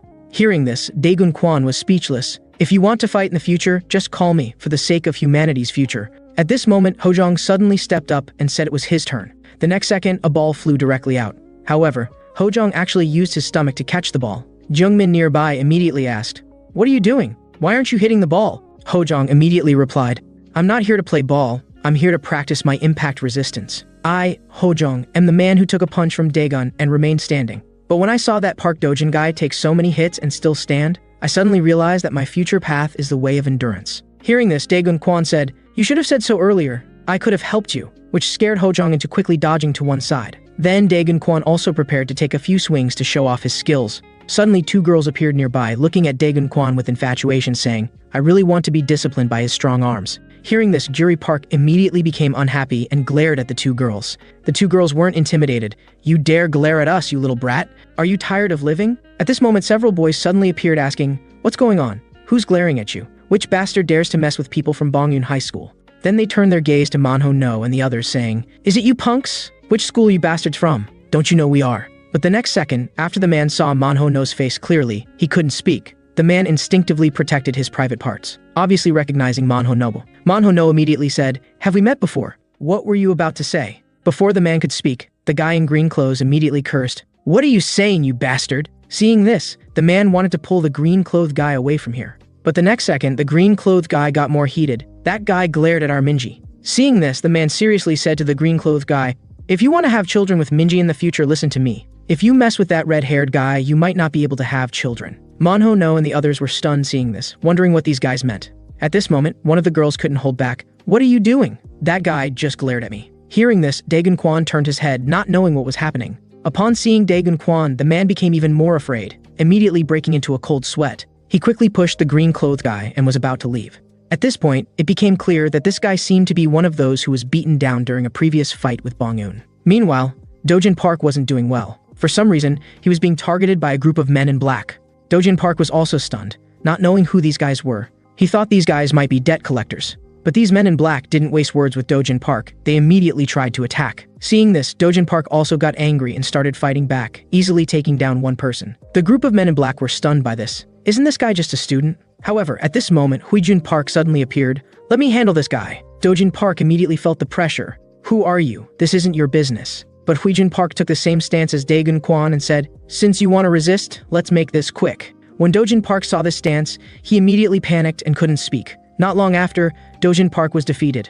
Huijun Park then said, you don't even have money. How are you going to repay us? So you'll have to pay with your body. From that day on, Dojin Park never went to school again. Since Daegun Kwon defeated Dojin Park, he had instructed Do Hyun Kim to investigate the bullying behaviors of the school bullies and report back to Daegun Kwon. This also gave Do Hyun Kim enough face in front of those school bullies. Generally, when school bullies saw Do Hyun Kim, they would be very respectful. And Do Hyun Kim, relying on Daegun Kwon's reputation, secretly established the Bully Violence Committee, gathering those who were bullied from various classes to collect evidence of the bullies' wrongdoings. However, there were no representatives from classes 7 and 8, and class 9 had no reports of school violence. Meanwhile, in class 9, someone was idly harassing other students. Faced with warnings from male classmates, he didn't care. He even mocked, you nerds, all you know is studying all day, and your grades aren't even that good. At this moment, Ji-in, who was watching from the side, couldn't stand it anymore and said, if you have nothing to do, just go outside. The man didn't take it seriously and said, top student of the school, just keep studying and don't meddle. Ji-in immediately became unhappy. You're making so much noise, how are we supposed to study? The man immediately couldn't stand it anymore. You annoying bitch, if you weren't a girl, I would have beaten you up already. However, at this moment, Sung-hun Lee suddenly appeared and said to the man, so you're here. Come out with me for a moment, I have something to discuss with you. Sung-hun Lee turned around and took the man to a corner and gave him a severe beating. You idiot. Why are you disrupting such a good study atmosphere? Stop acting like you're something special. The man was beaten so badly he didn't dare to fight back, continuously apologizing to Sung-hun Lee. Then Sung-hun Lee said, just get out of here. I don't want to see you today, go home first. Sung-hun Lee then took out his phone and made a call. Do you want to meet now? After all, there are only 3 of us left, we can still work together. Sung-hun Lee then went to the rooftop. At the same time, Jiseok Yu and Do-sik Kwak also came there. The two knew that Daegun Kwon even dared to fight second-year students, which was very shocking, and that the second-year leader Ja Ok-won remained indifferent. Do-sik Kwak immediately said, what do we do now? This guy is calling for no one to collect protection fees. Jiseok Yu also said, that's right, we're about to collect protection fees now. We should deal with him before that. Sung-hun Lee immediately said, Daegun Kwon is indeed strong, but he's crossed the line. Now it's like he's against the whole school. But you don't need to worry, I've already thought of a countermeasure. Daegun Kwon will be dealt with in advance, we just need to collect the protection fees according to plan. Meanwhile, at Daegun Kwon's location, Do Hyun Kim was reporting to Daegun Kwon. At this moment, Suji Baek suddenly came looking for him. She returned Daegun Kwon's clothes and explained, I accidentally got makeup on it, so I washed it. Giri Park immediately said, how would it get makeup on it if you just wore it? I think you buried your face in it and inhaled deeply. Suji Baek immediately blushed and defended, what are you talking about? But in her heart, she couldn't help but think she actually guessed it. The two women immediately started arguing. At this moment, Manho No asked Daegun Kwon, if those guys continue to collect protection fees, are we really going to deal with them?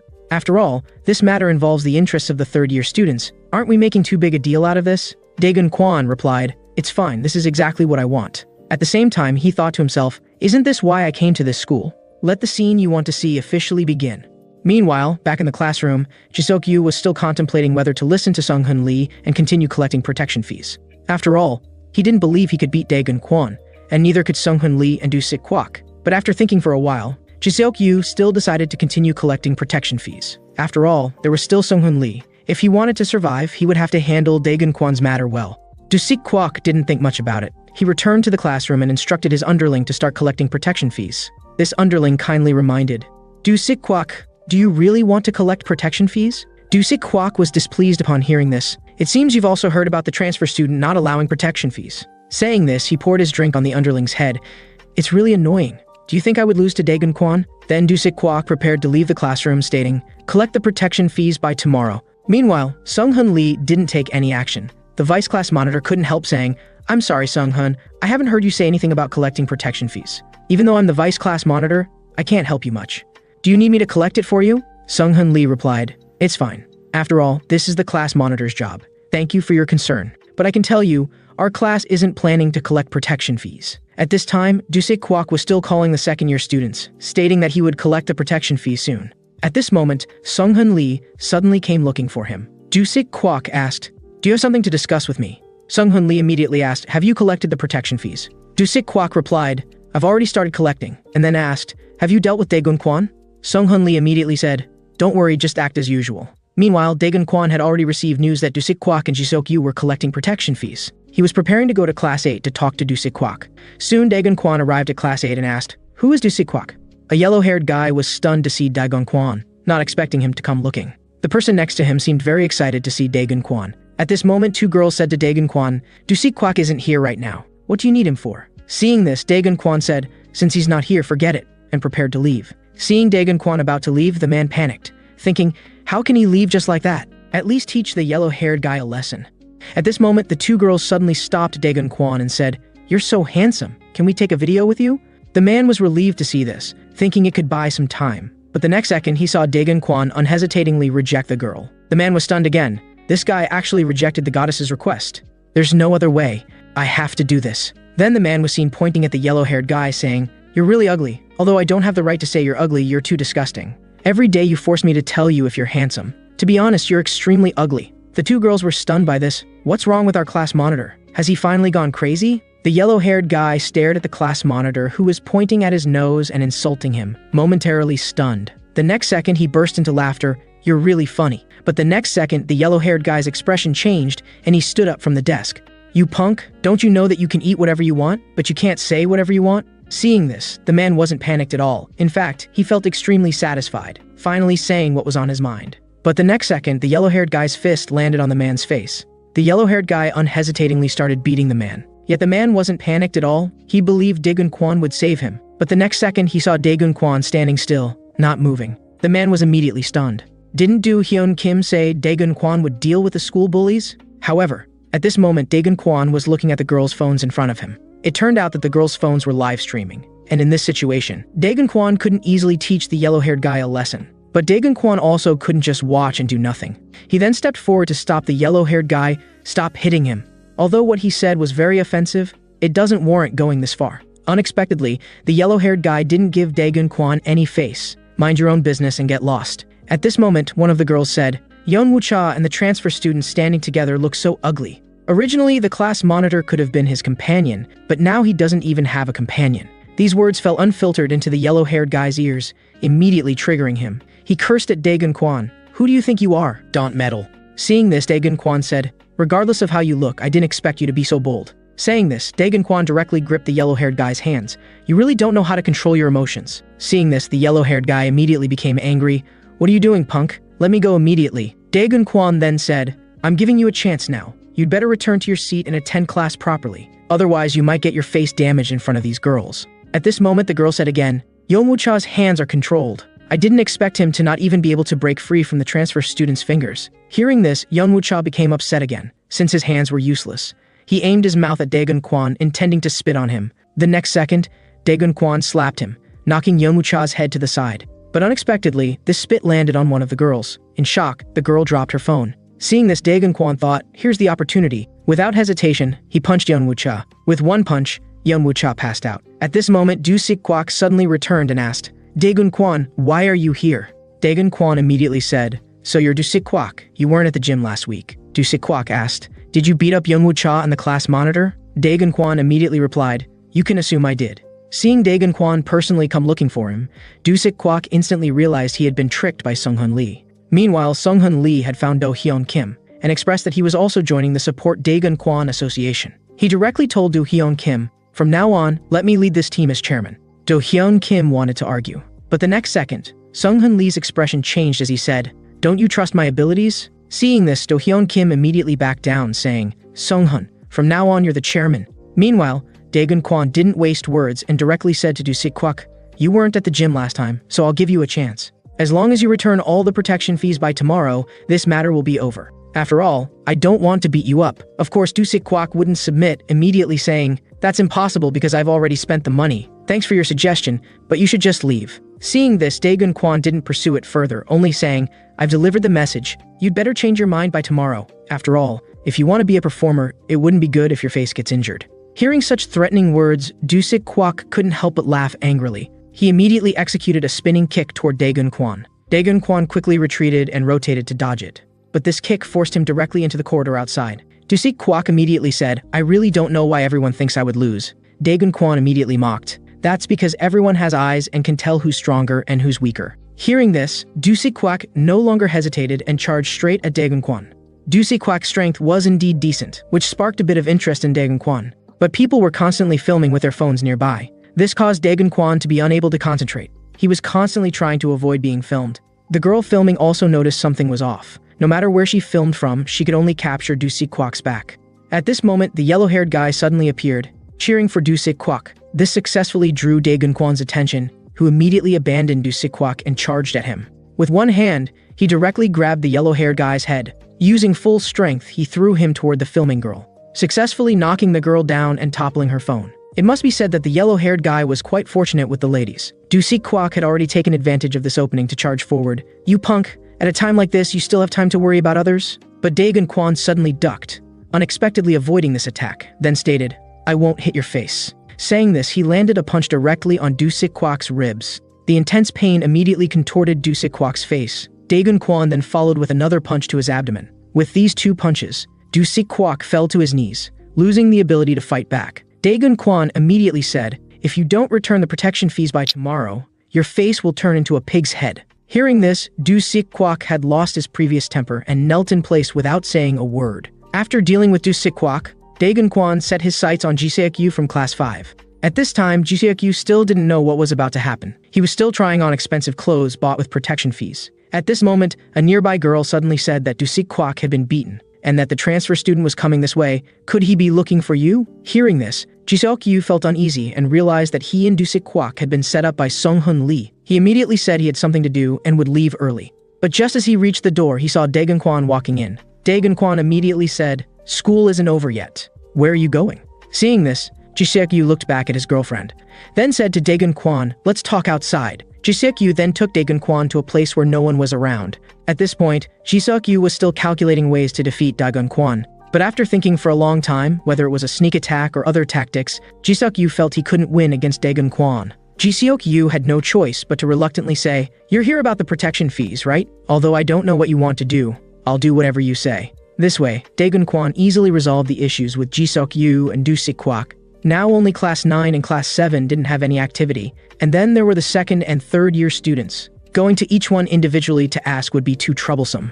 What if they collected fees but denied it? That would be difficult. It would be nice if someone could bring all these guys to me. Meanwhile, at Sung-hun Lee's location, he was also preparing to pack up after school. At this moment, Dusik Kwak suddenly came looking for him, questioning, "Sung-hun Lee, you bastard. What do you mean by this?" Sung-hun Lee replied, "There are many people here. Do you really have to make such a scene? It's quite embarrassing." Dusik Kwak was stunned by these words. "What are you saying, you punk? Have you gone mad?" At this moment, Jiseok-yu also came looking for him. Sung-hun Lee said, "I remember you two never got along well. Are the two losers planning to team up against me?" Dusik Kwak immediately became angry hearing this. "You punk, you've really gone mad. I can handle you myself." Saying this, Dusik Kwak charged forward, but was intercepted by Sung-hun Lee, who kicked him in the face. One kick sent Dusik Kwak flying. Jiseok-yu was stunned by this, not expecting Sung-hun Lee to be so capable. But the next second, Sung-hun Lee's fist landed on Jiseok-yu's face, directly making him stagger backward. Sung-hun Lee mocked, "What are you staring at? At a time like this, you should attack directly. No wonder you're bullied everywhere." Jiseok-yu became angry hearing this. He charged directly at Sung-hun Lee, but all his attacks were dodged. Sung-hun Lee seized the opportunity and restrained Jiseok-yu, then delivered a knee kick to Jiseok-yu's head, almost kicking him out of the classroom. But the next second, he was grabbed back by Sung-hun Lee. Soon, Jiseok-yu was completely defeated. Dusik Kwak had also been knocked unconscious by that one kick. Sung-hun Lee immediately said, "Now you know your own strength. You just need to know that I want to make Daegun Kwan the boss. You don't need to worry about anything else." Meanwhile, Daegun Kwan was still worrying about how to resolve the others all at once, when he suddenly noticed someone following him. Daegun Kwan immediately turned into a parking lot. Before the person could follow, he quickly ran back. Then he jumped over a wall and landed behind the person. Daegun Kwan stood behind the person and said, "What are you doing running to an empty parking lot?" But the next second, the person turned around, and it was actually Yaro. Daegun Kwan was also surprised and asked, "Are you following me?" Yaro immediately said, "Actually, I originally intended to follow for a short while, but I noticed someone else was following you." So I wanted to follow and see, but that person disappeared at some point. Dagon Kwan said, "Anyway, now it's you who's following me, right?" Yaro immediately explained, "I didn't mean anything by it. It's just that you saved me last time, and I couldn't find an opportunity to thank you." Dagon Kwan immediately took out his phone. "If you have something to say, I'll give you my number and you can contact me later." Then Dagon Kwan said, "It's getting dark. Let me walk you back." On the way back, Yaro also took the opportunity to thank Dagon Kwan. Dagon Kwan said, "No need to thank me. It was my fault for accidentally involving you guys." Yaro immediately said, "Also, Ji-in was very rude last time. Ji-in actually feels very sorry, but I can't tell you the reason. In short, she's too busy to care about much else right now, but she will apologize to you eventually. I hope you don't hate her." Dagon Kwan immediately said, "I won't. Compared to that, I actually have a question for you. I heard your class is an advanced class. What's the study atmosphere like in your class?" Yaro immediately stated that initially there were a few noisy girls, but they were all disciplined by Ji-in. As for the boys, it seemed Sung-hun Lee handled it, though Yaro didn't know how he did it. By the time Dagon Kwan returned home, it was completely dark. The current situation also gave Dagon Kwan a headache. Since Won-ung Kim, people have been constantly following him. Now things are getting bigger and bigger, completely beyond just kids fighting, especially with the appearance of Huijun Park, which was completely beyond his knowledge. This probably has something to do with Sami Lee, but he told me not to trust Sami Lee. The current situation is really confusing, but I don't care about these things. I just need to focus on one thing. The next day, Sung-hun Lee found Dagon Kwan. He asked, "Dagon Kwan, can we talk?" Dagon Kwan said, "Of course we can. I was just considering whether to talk to you with my fists." Sung-hun Lee quickly said, "I didn't collect protection fees." Then he grabbed Dagon Kwan's hand and said, "I think you're really amazing. Thanks to you, I don't have to collect protection fees. After all, I was previously the leader of Class 9, and to protect my classmates, I had to collect protection fees, while also being unable to escape the stigma of being a school bully. But I've been waiting for an opportunity. After seeing you, I feel I've found this hope. So can you give me a chance to help you?" Meanwhile, Do Hyun Kim still wanted to find Dagon Kwan to seek justice for himself. But as soon as he entered the door, he saw Sung-hun Lee and Dagon Kwan chatting happily, and was immediately stunned. Dagon Kwan immediately said, "You've worked hard before. From now on, your matters will be handled by him." Do Hyun Kim immediately said, "Dagon, you should know he's the leader of Class 9, which simply means he's a school bully." Sung-hun Lee immediately said, "Are you saying that being a leader means being a school bully? By your logic, Dagon is also a school bully." Do Hyun Kim quickly shook his head, indicating that wasn't what he meant. Dagon Kwan immediately said, "I know what you're worried about. But after our conversation, I've already felt his sincerity. That's enough. No need to say more. You two shake hands." Sung-hun Lee immediately stated that before formally starting, they should first gather everyone together. At this moment, on the school rooftop, Sung-hun Lee had called over all those following Dagon Kwan and was preparing to introduce everyone to the Bully Violence Committee. Jung-min and Ho-jung were stunned, not knowing when Dagon Kwan and Sung-hun Lee had become close. Myung-jung Kim also asked what this committee was for and if they could make money. Sung-hun Lee immediately explained that this committee didn't have much meaning. Its ultimate purpose was to catch all the school bullies and beat them up. That's basically it, though maybe I shouldn't be telling you this. Manho No immediately said, "All of this doesn't matter, but why are you hosting?"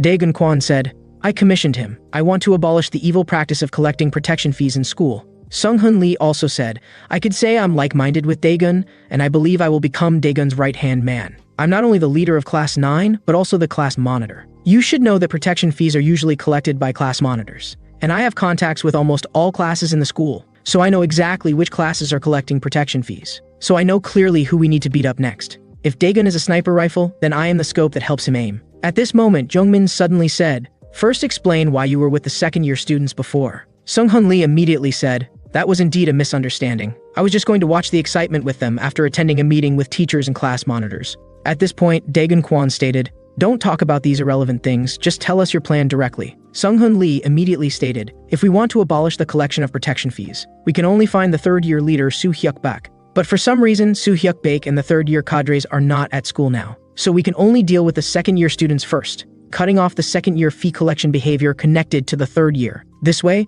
we can draw out the third-year guys hiding in the shadows and then catch them all at once. Of course, the matter of protection fees and dealing with scum should be separated. Have all the first-year students been taught a lesson yet? Only Sung-wha Gu from Class 7 is left, right? That guy is a scumbag, and he also collects protection fees. He needs to be taught a good lesson." At this point, Do Hyun Kim raised a question. "I haven't heard of Sung-wha Gu doing anything these days. He just focuses on sports after school and doesn't really bully students, right?" Sung-hun Lee immediately said, "It seems I need to explain what he does after school. His type of evil without malice is the purest. His obsession with technique has turned him into a demon. His sports class is full of students skilled in sports, so he uses this to satisfy his desires. For example, he makes those people fight, while he analyzes on the side the different types of combat, what technical characteristics they have, and how they are applied in actual combat. Do Hyun Kim was completely confused and asked, why would he do this? Sung-Hun Lee explained, that's because he's no longer satisfied with just honing his own techniques. He wants to perfect his techniques through the blood shed by others in combat. So I guess he will be the first to come looking for Daegun. The reason is that he saw your fighting technique against Dojin Park, as well as how Dojin Park was pushed to break through his own limits. A weirdo obsessed with technique, seeing a technique he's never encountered before, and an opportunity to break through limits. How could he resist? He's probably already obsessing over your fight with Dojin Park. Soon, the day passed. Manho No and the others were walking together when Jungmin suddenly looked back and said, I really don't know why I dislike Sung-Hun Lee so much. I always feel like this guy is particularly sneaky. Manho No immediately said, but Sung-Hun Lee wasn't wrong. He can indeed help Daegun Kwan. Jungmin immediately said, I know all this, but it still feels strange. Anyway, let Daegun do what he wants. Meanwhile, Sung-Hun Lee went to the second-year territory to find the leader of the second-year bully gang. Sung-Hun Lee immediately asked, how's it going? Have you seen Soo-hyuk Baek? The leader of the bully gang sighed, can't see him. Sung-Hun Lee immediately said, I told you earlier that you wouldn't find him. That guy's mind is now focused on studying other things. He hasn't been to school for a long time. The man immediately asked, forget about him for now, what's your plan, tell me about it. Sung-Hun Lee immediately said, don't worry, everything is under my control. I'll give you a signal after some time. You just need to prepare everything before then. After all, we're about to face a storm. Meanwhile, at Sungwa-gu's location, it was indeed as Sung-Hun Lee had described. He was directing his classmates to fight each other, while sitting on the side recording something. But at this moment, Sungwa-gu felt it was meaningless. Now it's just like studying the physical condition of ordinary people. Someone nearby said, they're not ordinary people. We're studying our class's sports specialists. What's wrong with you? You've been off since last time. At this point, Sungwa-gu stood up and stopped those who were fighting, and then gathered all the top 10 sports specialists. Soon, a group of people gathered in front of Sungwa-gu. Sungwa-gu immediately asked a person named Ikube, what did you feel when I choked you unconscious last time? Did you feel your limits? Or did you have a feeling of transcending something? It seems you didn't feel anything, but it doesn't matter. Next, you will play a special role. Sungwa-gu, in order to better observe Daegun Kwan's fighting techniques, deliberately had his classmates pretend to be beaten up, and then had them message Sung-Hun Lee saying they were being bullied, who would then message Daegun Kwan to come to their rescue. And after receiving the message, Sung-Hun Lee immediately notified Daegun Kwan. Daegun Kwan received Sung-Hun Lee's message and rushed to the scene right away. But then Sung-Hun Lee called saying he had something to do and might arrive late. Yet Sung-Hun Lee actually arrived before Daegun Kwan, and was already positioned at a perfect vantage point to see Daegun Kwan and Sungwa-gu's group. When Daegun Kwan was on the phone with Sung-Hun Lee, Do Hyun Kim was standing beside him, and immediately told Manho No and others about the situation. They all rushed to the abandoned construction site. Just as Daegun Kwan arrived at the construction site, Sungwa-gu, hiding in the shadows, spotted him. By the time Daegun Kwan arrived, everyone was still enthusiastically acting out their roles, though it was tough for the student pretending to be beaten up, as they were really getting hit. Daegun Kwan randomly called out to the group, you guys really know how to pick a spot, huh? As it happens, I like places like this too, where no one will discover us no matter how much fighting goes on. But after looking around, Daegun Kwan realized there was no sign of Sungwa-gu. However, Daegun Kwan wasn't in a hurry. He figured once he took down all these guys, Sungwa-gu would naturally appear. Meanwhile, Sungwa-gu was hiding in the shadows with binoculars to observe, while a boy next to him asked why he was doing this. Sungwa-gu explained, ordinary people can't break through their limits, only the chosen ones can. The boy then said, these guys may be second only to us in class 7, but are they really that strong? Sungwa-gu replied, no, they'll be defeated soon. What I'm looking forward to is collecting Daegun Kwan's fighting techniques through them, and making myself stronger. Just then, a voice came from behind them. You're really a bastard, using your own friends as sacrifices. Surprisingly, it was Song Bo-shim.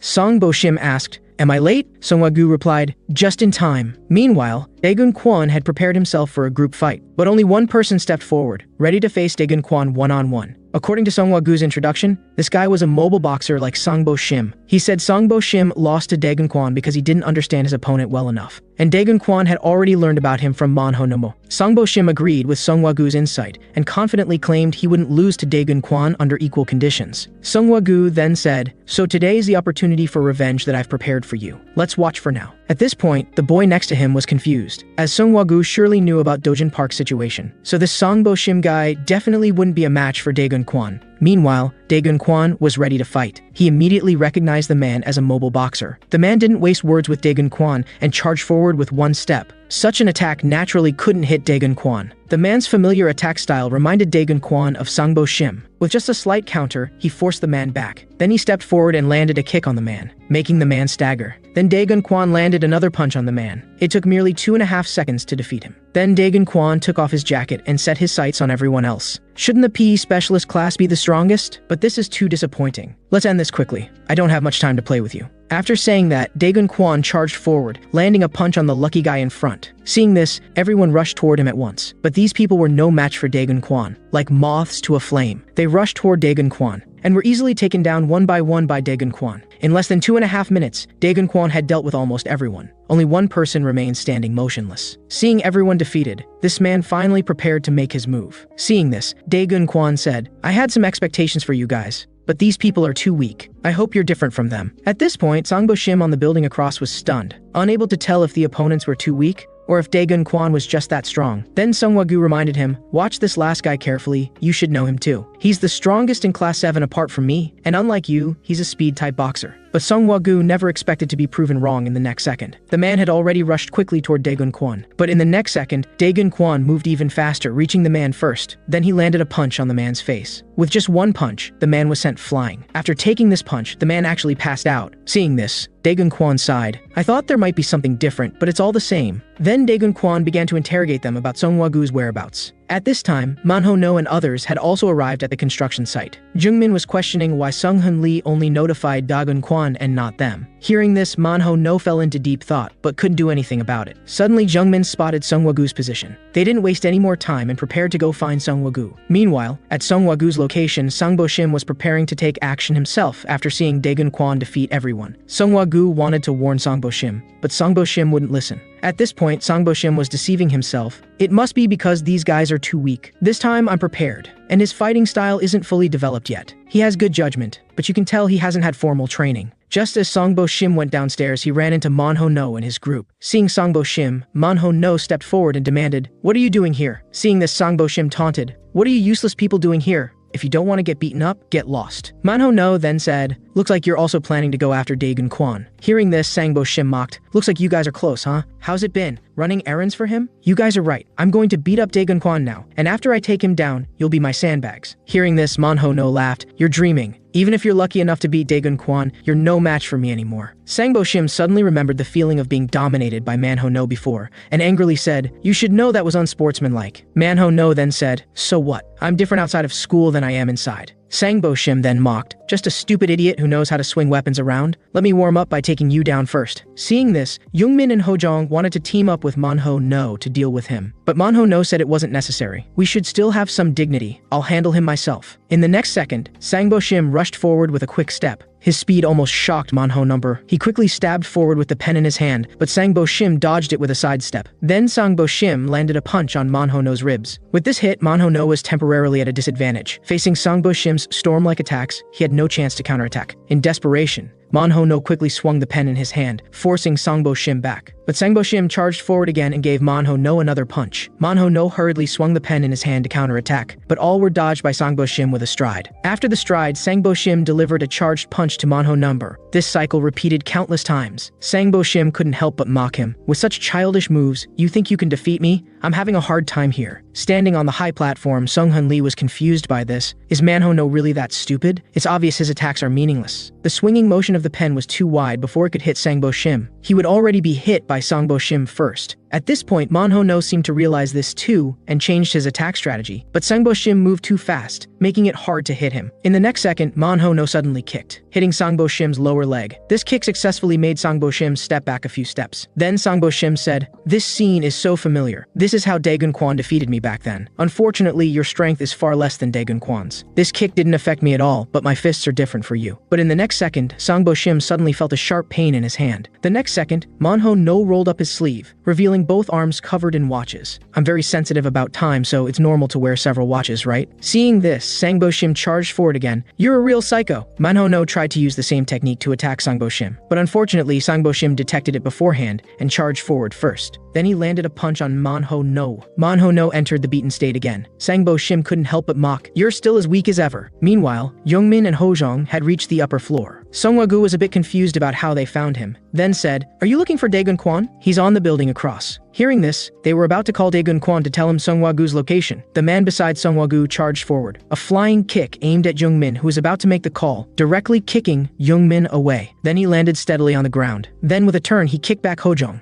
Then said, "You don't need to call Daegun Kwon. We finished our business today." Suddenly being ambushed, Ho-jung was completely furious, cursing, "Bastard, what are you trying to do?" But the man said, "It's useless to tell you. Once you're knocked out, you won't remember anything." Hearing this, Ho-jung wasn't convinced. "Am I someone you can just knock out whenever you want?" At this point, Sung Woo-gu said, "Sung Bo-shim's battle is almost over, let's hurry up." The man immediately said, "Don't worry, dealing with a big idiot like him is my specialty." At this time, the battle between Manho-no and Sang Bo-shim was also nearing its end. Manho-no gripped the pen in his hand tightly and said, "It's time to end this." Hearing this, Sang Bo-shim sneered, "I don't plan to end it yet." Then he charged forward again. Manho-no hurriedly swung the pen in his hand, forcing Sang Bo-shim back. Sang Bo-shim saw an opportunity and was about to counterattack. But in the next second, he was kicked in the ribs by Manho-no. Seeing this, Sang Bo-shim sneered, "Have you forgotten that your kicks have no power at all?" But in the next second, a sharp pain came, making Sang Bo-shim fall to his knees. This stunned Sang Bo-shim. "What's going on?" Manho-no then said, "Did you really think I'm that stupid? This time I kicked you with my toe, and I'm wearing very hard Martin boots. I can't even imagine how painful this kick is. No matter what, I win this time, which means you can't beat Daegun Kwon." Seeing this, Sang Bo-shim said, "Don't joke around. It's not over yet." And seeing this, Manho-no was about to go for another kick, scaring Sang Bo-shim into begging for mercy. But in the next second, a wave of pain still hit his brain. At this time, Manho-no was also heavily injured, almost losing his ability to move. Just as Manho-no was worried about Jung-min and Ho-jung, Daegun Kwon suddenly appeared here and asked, "Manho-no, what are you doing here?" Meanwhile, at Sung Woo-gu's location, seeing Sang Bo-shim defeated, he felt a pity that he couldn't see the second round between Sang Bo-shim and Daegun Kwon. Then he prepared to leave with his friend, but turning around, he found the man still fighting with Ho-jung. No matter how the man attacked, he couldn't knock down Ho-jung, who took this opportunity to send a text message to Daegun Kwon. Seeing this, Sung Woo-gu walked over. "Don't tell me you're deliberately dragging this out." The man quickly explained, "This guy has something, my attacks can't knock him down." Sung Woo-gu then said, "That's because your attacks are ineffective." Saying this, he grabbed Ho-jung, who was still texting, and said, "When dealing with someone with strong resistance to hits, you must find a way to cause effective damage." Saying this, he lifted Ho-jung by the waist, then performed a shoulder throw, slamming him heavily to the ground. Only with this did Ho-jung fall into temporary unconsciousness. The man next to him said, "This guy is really tough. It's definitely not because I'm weak that I couldn't knock him down." After saying this, he turned his gaze to Jung-min, only to find that Jung-min had already woken up. Seeing this, the man rushed over, wanting to knock out Jung-min again. But in the next second, someone suddenly appeared and kicked the man away. Then the newcomer went up and gave the man a punch, knocking him out. Jung-min was stunned by this scene. In the next second, the person turned around, and it was actually Sung-hun Lee. Sung-hun Lee then said, "Why did you guys come? I didn't call you." Jung-min immediately explained, "Of course, because we're concerned about Daegun Kwon's safety." Sung-hun Lee immediately interrupted Jung-min,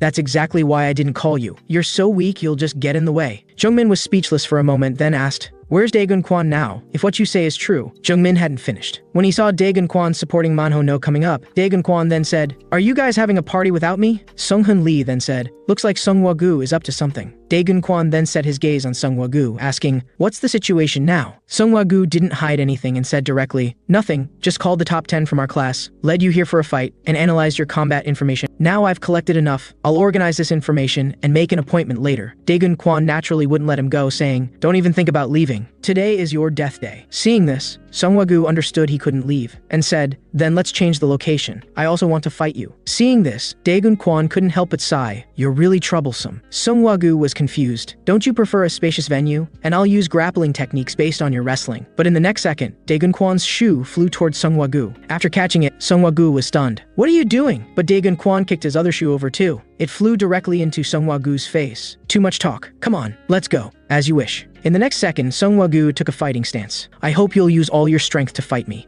In the next second, Sung Woo-gu charged toward Daegun Kwon. He swung a punch at Daegun Kwon, but this was just Sung Woo-gu's feint. His goal was to grab Daegun Kwon's legs for a takedown. Daegun Kwon was about to dodge when he saw Sung Woo-gu swing another punch, but this was also a feint. Fortunately, Daegun Kwon reacted quickly and dodged. After missing a hit, Sung Woo-gu didn't give up and attacked Daegun Kwon again. Seeing this, Daegun Kwon was stunned. "Didn't you say you were going to use grappling techniques? Why do you keep attacking?" At this point, Manho-no watching from the side couldn't help but sigh. Sung Woo-gu's destructive power from his abnormal physique plus such aggressive attacks, makes him an absolutely formidable offensive fighter. At this point, Sung Woo-gu's companion had woken up and said Sung Woo-gu was an MMA fighter who could use all fighting techniques. This means he's an all-around fighter proficient in both offensive and grappling techniques. So there's no suspense in this fight. No matter how skilled Dae-gun Kwon is without his offensive ability, before he could finish, he saw Dae-gun Kwon's fist gently caressing Sung Woo-gu's face. Then Sung Woo-gu happily flew out. The man was stunned seeing this. But at this point, Sung Woo-gu still wasn't panicking and said, I know you haven't used your full strength. Similarly, I haven't used my best style either. Seeing this, Dae-gun Kwon slowly approached Sung Woo-gu.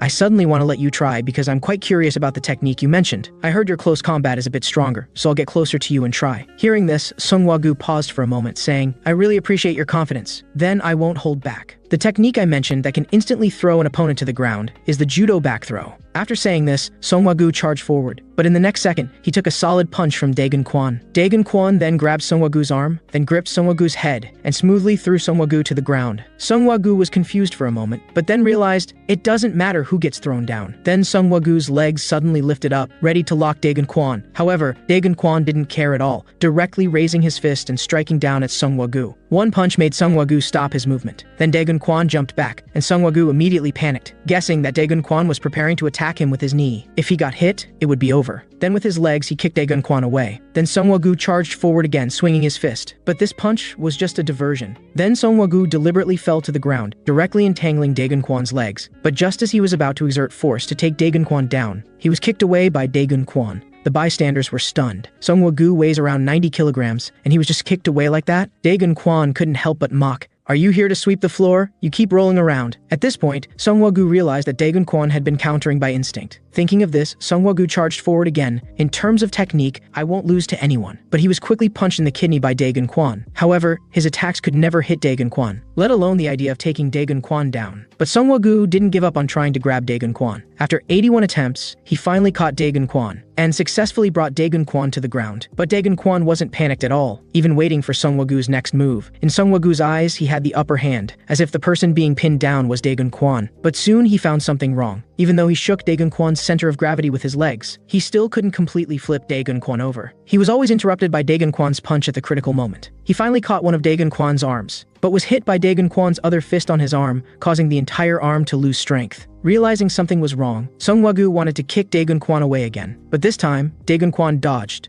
Then what Sung Woo-gu faced were fists like a downpour. Finally, after who knows how long, Sung Woo-gu was completely defeated by Dae-gun Kwon, and Dae-gun Kwon and his group had already left the construction site. From now on, Dae-gun Kwon was the undisputed first-year boss. At this point, Sung Woo-gu also reminded, Dae-gun Kwon, you should be clear, being just the first-year boss isn't enough. This is just the beginning, so tomorrow let's go deal with the second years. Meanwhile, at Suji Bak's room, she suddenly received a call from Ji-seok-yu. Ji-seok-yu said to meet up. He had something to ask her. At this point, Ji-seok-yu remembered a scene from earlier that day. Sung-hoon Lee had come to him, asking about Soo-hyuk Baek. He asked some questions about Suji Baek's preferences, asking him to ask Suji Baek where her brother Soo-hyuk Baek had gone. Although Ji-seok-yu didn't want to follow Sung-hoon Lee's orders, he couldn't beat him, so he had to come ask Suji Baek. At this time, two girls nearby saw Ji-seok-yu. One of them was the girl who was always following Ji-seok-yu. The two came over to chat with Ji-seok-yu. Just then, Suji Baek walked out and asked, Didn't you say you'd be alone? Ji-seok-yu then said, I just ran into them on the way. A girl nearby said, What's this girl's relationship with him? And she's dressed so skimpily. In the next second, Suji Baek stared at her and said, Shut up and take your hand out of your pocket. Seeing this, Ji-seok-yu quickly stepped forward and said, Alright, I didn't call you out to be fierce. But Suji Baek directly shook off Ji-seok-yu's arm, then set her gaze on the girl and said, Didn't you hear what I said? Seeing this, the girl was intimidated. She subconsciously took her hand out of her pocket. Then Suji Baek pulled Ji-seok-yu away. Then Ji-seok-yu asked where Soo-hyuk Baek was now, saying he hadn't seen him for a long time. Suji Baek then said, I don't know either. He said he'd be away for about a month this time.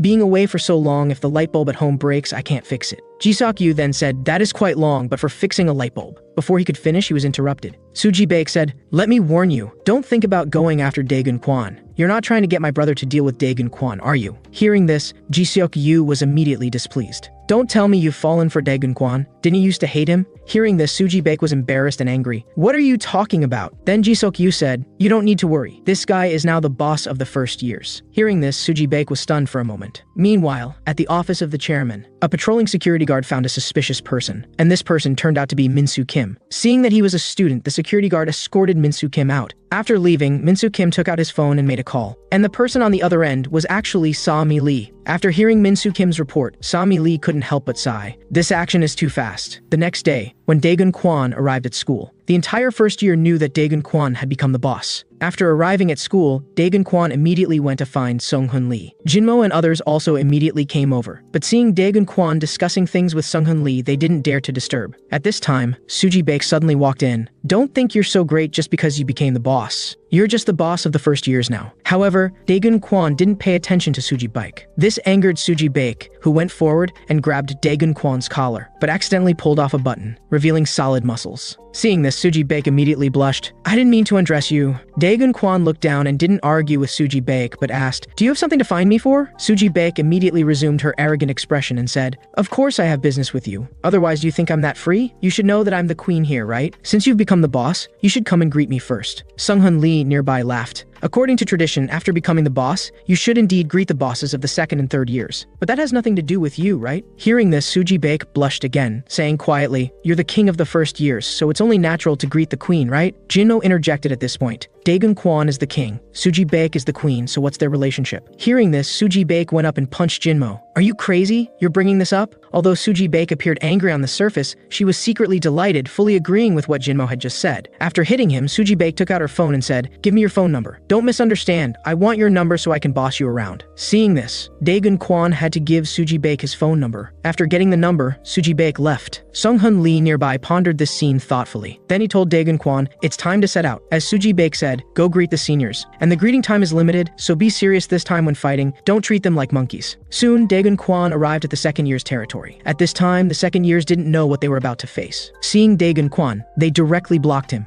And Daegun Kwon didn't waste words either, going straight for a punch. The bald guy in front didn't even know what happened. Before being punched away by Daegun Kwon, you are Yegil Oh from the second year gang followers of the Middle Way. I'm here to greet you. The others were immediately angered, not expecting Daegun Kwon to come to the second year to cause trouble. But Daegun Kwon didn't waste words, taking care of the small fry with a few punches and kicks. Yegil Oh of the followers of the Middle Way said, do you know who I am? How dare you lay hands on me? Daegun Kwon then took out his phone and looked. Yegil Oh, third in command of the followers of the Middle Way, collects protection money from students, often extorts and beats others. You've committed quite a few offenses. Didn't I say no more collecting protection money? Hearing this, Yegil Oh charged forward. Don't be too arrogant, you first year dare to command us second years? But in the next second, he was kicked in the lower leg knee. Then his bald head was grabbed and slammed against the wall. You guys really don't listen. The student being bullied by Yegil Oh and others was stunned. This guy just one-shot Yegil Oh. Daegun Kwon then turned and asked, are you okay? The man was stunned for a moment. Why is he asking me? Is he concerned about me? Just then, another member of the followers of the Middle Way came in. As soon as he entered, he saw Yegil Oh taken down by Daegun Kwon. The man was immediately angered. He actually took out a utility knife. In the next second, he charged toward Daegun Kwon. You should have given a heads up if you were coming. At least let me sharpen my knife. Seeing this, Daegun Kwon directly grabbed a chair nearby and smashed it toward the man. Even if you sharpened it, so what? Keep it for cutting craft paper? Before the man could react, Daegun Kwon kicked the man's abdomen, directly kicking him out of the classroom. Daegun Kwon calmly walked to the man. Under everyone's gaze, he gave the man another kick. This commotion quickly attracted onlookers in the corridor. Seeing this, Daegun Kwon said, all members of the second-year followers of the Middle Way come out. The surrounding people were immediately angered. You haven't even grown up and you're going crazy? This is the second year's territory. Saying this, many people rushed toward Daegun Kwon. But Daegun Kwon wasn't worried at all. These people were like ants in his eyes. With just one punch, he knocked a man to the ground. Then Daegun Kwon entered the classroom again. A chorus of wails immediately sounded from inside. The next second, someone was thrown out. Not long after, Daegun Kwon walked out of class 2-2 unharmed. He turned and went to class 2-3. Next is class 3. The people in class 3 also attacked Daegun Kwon immediately upon seeing him. Unfortunately, they lacked strength and were resolved in less than 3 rounds by Daegun Kwon. One of them panicked, quickly taking out his phone to message Gong Myung-ju and Ja Ok-won. The next second, Daegun Kwon appeared in front of the man. Baldy, are you also from the followers of the Middle Way? The man immediately broke into a cold sweat. Are you texting Gong Myung-ju now? That's right, you should have done this earlier. Get all your bald squad members over here. At this time, on the other side, Minsu Kim suddenly received a call from Sa-mi Lee, asking about the progress of Daegun Kwon's school bully assignment. Minsu Kim said that now it was the second year's turn, but it should take longer than the first year's. After all, the second year's order was already stable, unlike the first years who hadn't elected a boss yet. Compared to the first years, the second years were more like a gang acting together. Indeed, at this time in the second year area, Gong Myung-ju had already brought people to find Daegun Kwon. As soon as he entered, he saw Daegun Kwon enjoying a massage service. You guys are too late. Is everyone here? Seeing this, Gong Myung-ju was furious. How dare you attack the second years? Daegun Kwon said nonchalantly. Don't just stand there, come in. Gong Myung-ju then walked into the classroom. It seems I, as a second-year senior, need to teach you how to behave. With a compassionate heart, I'll send you to the afterlife. After he finished, the people beside Gong Myung-ju all charged forward. Dae-gun Kwon calmly hugged a fat guy nearby. Then he used the fat guy as a shield in front of him, scaring the fat guy into a cold sweat. In the next second, Dae-gun Kwon punched a man in the kidney. The intense pain immediately made the man fall to his knees. The people charging from behind quickly stopped. One of the men was about to jump up, but in the next second, a figure flew past in front of him. Then the man was grabbed by the collar by Dae-gun Kwon. Then with one punch, the man was sent flying. Gong Myung-ju nearby became anxious. Bunch of idiots. Who told you to stand in a line and fight him one by one? If the path is blocked, flip the tables and get him.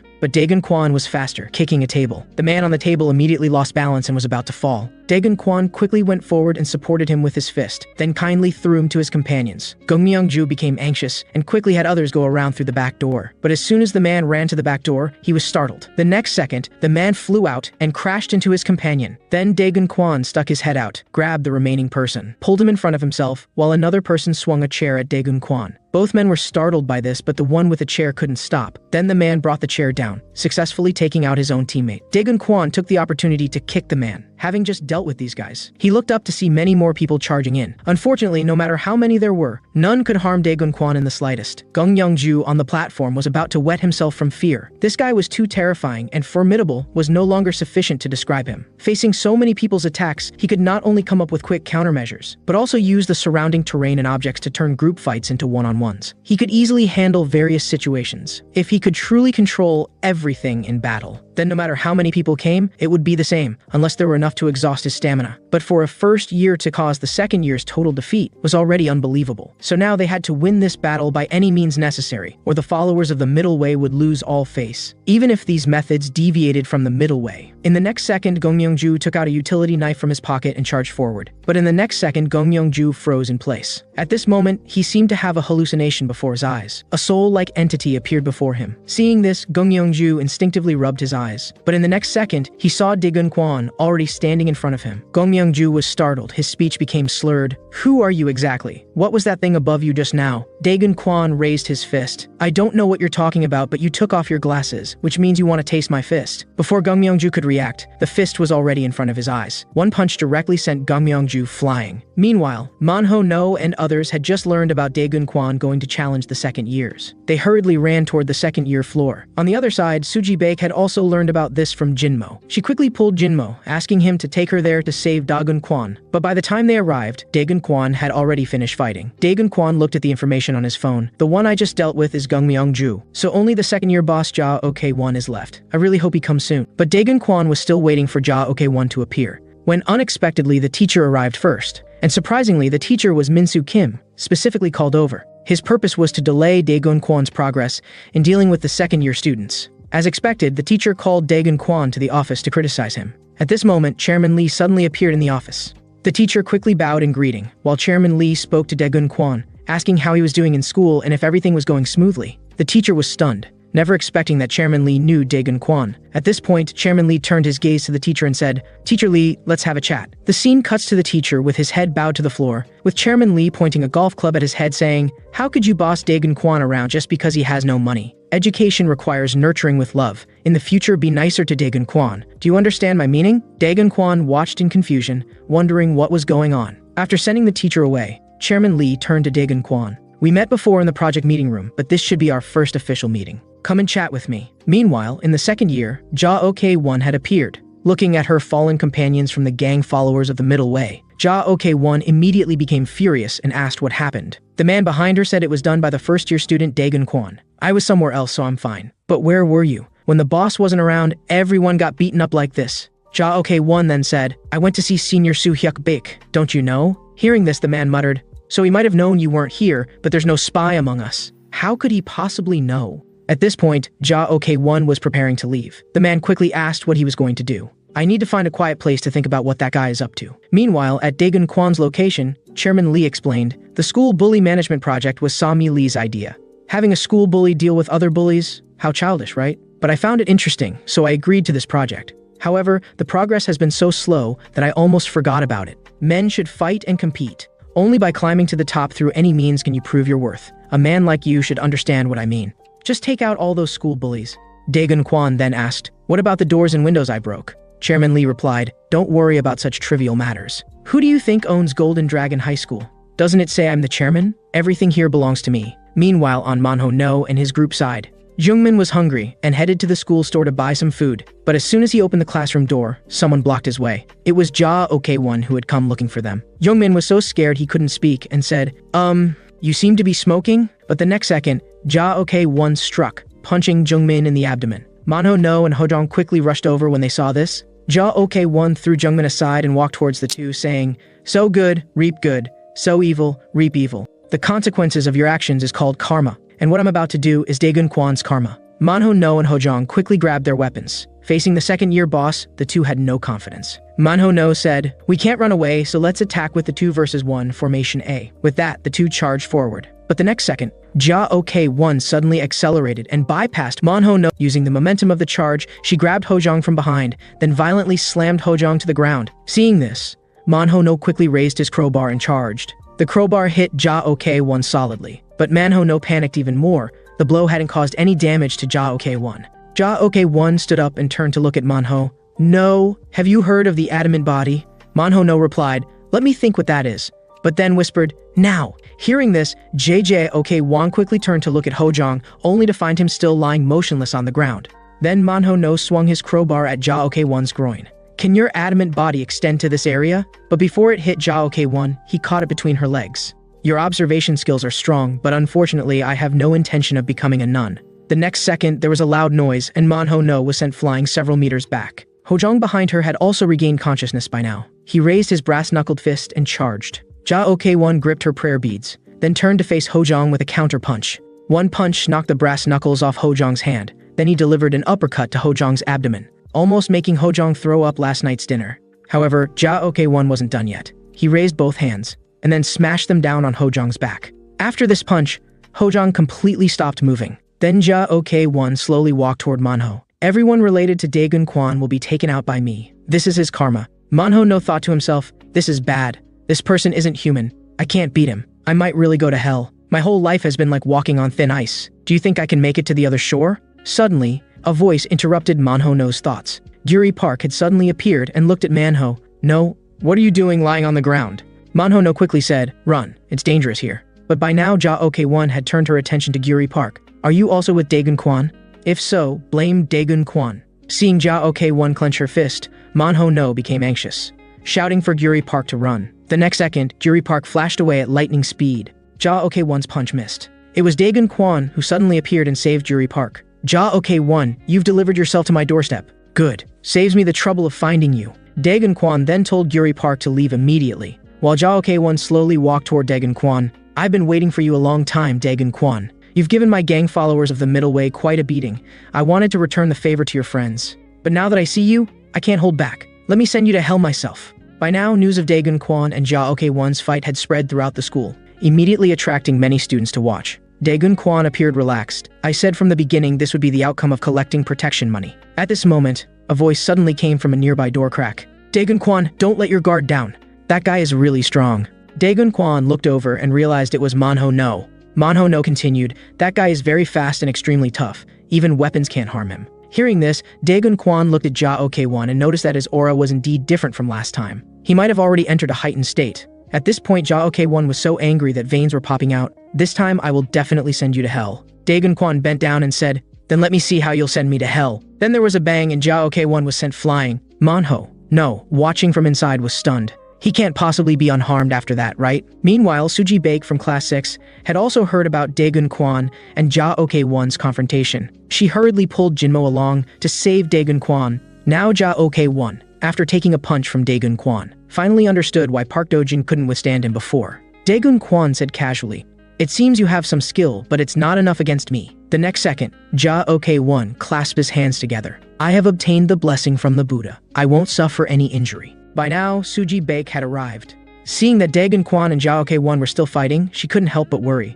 At this moment, Jungmin suddenly appeared near Ja Ok-won, raising his brass-knuckled fist to sneak attack Ja Ok-won's groin. "This is payback for punching me earlier." But the next second, Ja Ok-won suddenly let out an angry roar, frightening Jungmin into stopping. "Foolish one, I could have crushed you earlier, but you're just an ant. I don't have time to deal with you now. You'll be taken out along with Daegun Kwan anyway." With that, Ja Ok-won raised one foot. stomped hard on the ground and shouted, "The sixth sense, the flash stride!" The next second, Jia Ok-1 rushed to Daegun Kwan's front. This speed surprised even Daegun Kwan, but it wasn't enough to land a hit on him. After dodging, Daegun Kwan immediately raised his fists, raining blows on Jia Ok-1 like a storm. Jia Ok-1 could only put both hands up to defend, but Daegun Kwan's fists were like sniper rifles aimed at Jia Ok-1's head, directly scoring a headshot on Jia Ok-1. However, surprisingly, Jia Ok-1 withstood the blow and could quickly counterattack Daegun Kwan. "Forgot to tell you, my head is just as hard. Don't expect to hurt me." Hearing this, Daegun Kwan narrowed his eyes. The next second, he landed another punch on Jia Ok-1's abdomen. Although he couldn't defeat Jia Ok-1 yet, Jia Ok-1's attacks simply couldn't hit Daegun Kwan. After several rounds, Jia Ok-1 was constantly getting hit. Soon, Jia Ok-1 noticed something wrong. Daegun Kwan's fists didn't feel like fists. They were more like nail guns, directly penetrating his adamant body and causing internal damage. Soon, Jia Ok-1 could no longer withstand the damage and fell to his knees. Daegun Kwan said, "Where's your Buddha's blessing? Didn't you say it was an adamant body? Maybe you were wrong. It wasn't the Buddha at all." Hearing this, Jia Ok-1 was so angry he could have broken his teeth. "Don't insult my middle way." Then he unleashed a Buddha's palm attack toward Daegun Kwan, which predictably missed. Then was caught by Daegun Kwan, who grabbed his arm and violently threw him away. "What Buddha's palm? How long are you going to keep up this fake monk act? If it's real, then ask Buddha to protect you one more time, because I'm not done beating you up yet." No one around expected Jia Ok-1 to be so powerless. Meanwhile, the second year's second-tier group, the Sacred Ties, was also watching this battle. Surprisingly, they had connections with Samuel Kim, the fifth member of the gang followers of the Middle Way. Plus, Sung-Hun Lee was also part of the Sacred Ties. No wonder Samuel wasn't there when Daegun Kwan went to the second year to find the gang followers of the Middle Way. On the other side, with Daegun Kwan, the prolonged beating had put Jia Ok-1 into a flashback. It turned out that Jia Ok-1 was once a rich young man, living a life where everything was handed to him. Whatever he wanted, he got. But one day, Jia Ok-1 discovered he was starting to lose his hair. Seeing his father's bald head, Jia Ok-1 realized he could have everything except his hair. Later one day, Jia Ok-1 accidentally saw a hair transplant advertisement. He immediately went to his father wanting to get a hair transplant. However, at that time, his father was facing financial problems, and the company had gone bankrupt. From that moment on, Jia Ok-1 lost everything. Later, he voluntarily shaved off all his hair, then entered Golden Dragon High School to start making money, always waiting until he earned enough to get his hair back. However, Daegun Kwan's appearance disrupted this plan. Thinking of this, Jia Ok-1 suddenly exerted force, grabbing Daegun Kwan's legs. "I was just about to save enough," he said, trying to take Daegun Kwan down. But he was casually thrown by Daegun Kwan and slammed into the wall. Daegun Kwan remarked, "I didn't expect you still had strength left." While Jia Ok-1 stated, "Right now my strength is more abundant than ever." But Daegun Kwan no longer wanted to continue fighting.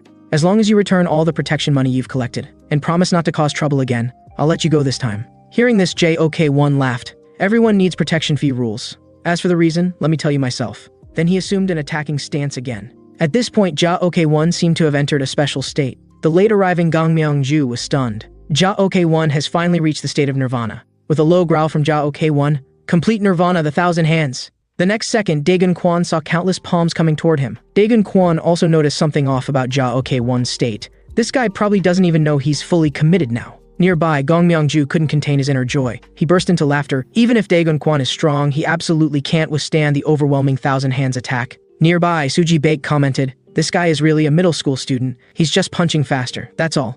At this point, Daegun Kwan wasn't rushing to counterattack, only dodging Jia Ok-1's attacks. While Jia Ok-1 had reached a state of selflessness, involuntarily shouting, "You foolish being, why haven't you awakened yet? Before, everything here was peaceful. You're the one who ruined everyone's peaceful life here. Do you know that? Without you, I could collect protection fees, grasp the principle of having nothing, not only get closer to advanced nirvana, but also get hair transplant surgery." With these words, Jia Ok-1 himself was stunned.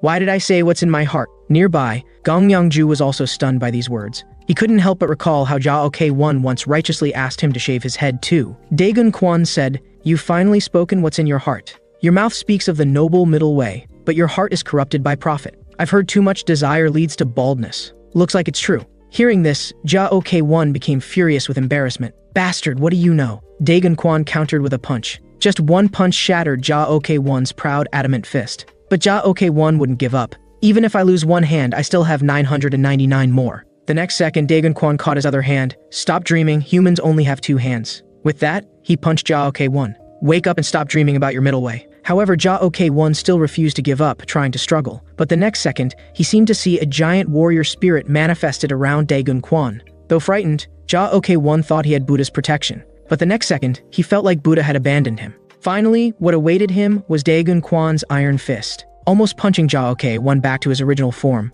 With this punch, Ja-ok-won finally lost his fighting ability, lying motionless on the ground. People nearby couldn't believe their eyes. They never expected Ja-ok-won would lose like this. Nearby, Sung-hun Lee quickly relayed this news to Samuel. Upon hearing this news, Samuel actually said it was good. Meanwhile, Sung-hun Lee looked at Daegun Kwan. With Ja-ok-won eliminated, the reorganization of the second year is complete. Now no one in Golden Dragon High School is stronger than Daegun Kwan. Next is to use Suji Baek to draw out Soo Hyuk Baek. Now nearby, Suji Baek saw Daegun Kwan win and immediately blushed, her heart racing. She never expected Daegun Kwan to be so impressive. On the other side, the girls were completely fascinated by Daegun Kwan. Seeing this, Suji Baek quickly took on her boss role and sent these girls back to class. Then she glanced back at Daegun Kwan. This guy really doesn't let people feel at ease. At Sung-hun Lee's location, he found Samuel from the gang followers of the Middle Way. It turned out Samuel was actually a spy planted within the gang followers of the Middle Way. Samuel, seeing Sung-hun Lee, immediately asked if he'd found a way to draw out Soo Hyuk Baek. Sung-hun Lee replied that this matter was simpler than he thought, because Suji Baek likes Daegun Kwan. Then he said, "You should know about Soo Hyuk Baek and that incident." Previously, Golden Dragon High School and Bongyun High School were both giants of D-City, always competing openly and covertly. But midway, something happened. The organization backing Bongyun High School disappeared overnight. And it wasn't because of a battle between organizations, but because of Soo Hyuk Baek leading his 4 lieutenants. Just 5 people eliminated an entire organization. Since then, Bongyun High has never provoked Golden Dragon High again. Soo Hyuk Baek used to never interfere in conflicts between Golden Dragon and Bongyun. He only stepped in that time because someone from the organization had taken an interest in Suji Baek and followed her home. Hearing this, Samuel thought Sung-hun Lee was suggesting Daegun Kwan should go to Suji Baek's house with flowers and wait, since he didn't know if Daegun Kwan liked Suji Baek. Sung-hun Lee laughed. "Although your idea is cute, it's too ordinary. We need a more definite bait, like getting Daegun Kwan inside Suji Baek's house." Samuel broke out in a cold sweat. That bait would certainly be effective. But Sung-hun Lee said this wasn't enough. Daegun Kwan needed to get it to Suji Baek's room. Now because Daegun Kwan ruled the entire first and second years, the whole school's atmosphere had changed. Jungmin, Hojong, and others' status had risen due to Daegun Kwan's influence. When they went to the school store, other students would actively make way for them. The news that Daegun Kwan ruled the first and second years continued to spread, even reaching other schools. Jungmin and Hojong had returned to the classroom to find Manho No, telling him what they'd seen at the school store. Excitedly stating that Daegun Kwan was now the boss of the entire school, and everyone respected them because of Daegun Kwan. Nearby, Daegun Kwan heard this and beckoned to Hojong, then put his arm around Hojong. "Why are you so excited?" Hojong apologized. "Sorry, I'll stop fooling around." At this point, Jungmin said, "Isn't there still the sacred ties in the second year? But we haven't seen them for a long time." Daegun Kwan stated, "It would be best if they just quietly disappeared. I don't even have time to study now." Then Manho No asked, "Daegun Kwan, are you sure your target is the third-year boss Soo Hyuk Baek? But Soo Hyuk Baek hasn't appeared at school for a long time. Besides Suji Baek, no one knows where he is. We can't threaten Suji Baek, can we?" At this point, Sung-hun Lee suddenly appeared. Finding Soo Hyuk Baek is simple. Just build a good relationship with Suji Baek, then ask her directly. Nearby, Jungmin found this difficult. She considers herself a queen. How can we build a good relationship with her? We'd probably get scolded just by talking to her. He turned to look at Gyuri Park. "I remember you two were quite familiar." At this point, Sung-hun Lee suggested, "I have a brilliant idea. Why not celebrate Daegun Kwan becoming the boss? By inviting Suji Baek to a barbecue party on the rooftop?" Jungmin and Hojong were immediately excited about having barbecue. Even Manho No was looking forward to it. But Daegun Kwan found it troublesome. At this point, Hojong said, "Barbecue must be paired with beer. What do you think, Daegun Kwan?" Hearing about beer, Daegun Kwan recalled his part-time job days when he often had a drink. Daegun Kwan had to admit he was tempted. Seeing this, Sung-hun Lee quickly added support. "Although we students shouldn't drink yet, this is a special occasion. Let's all go together." Hearing this, Daegun Kwan finally compromised and agreed to the barbecue. Sung-hun Lee then said, "I'll take care of Suji Baek's side. I'll invite her."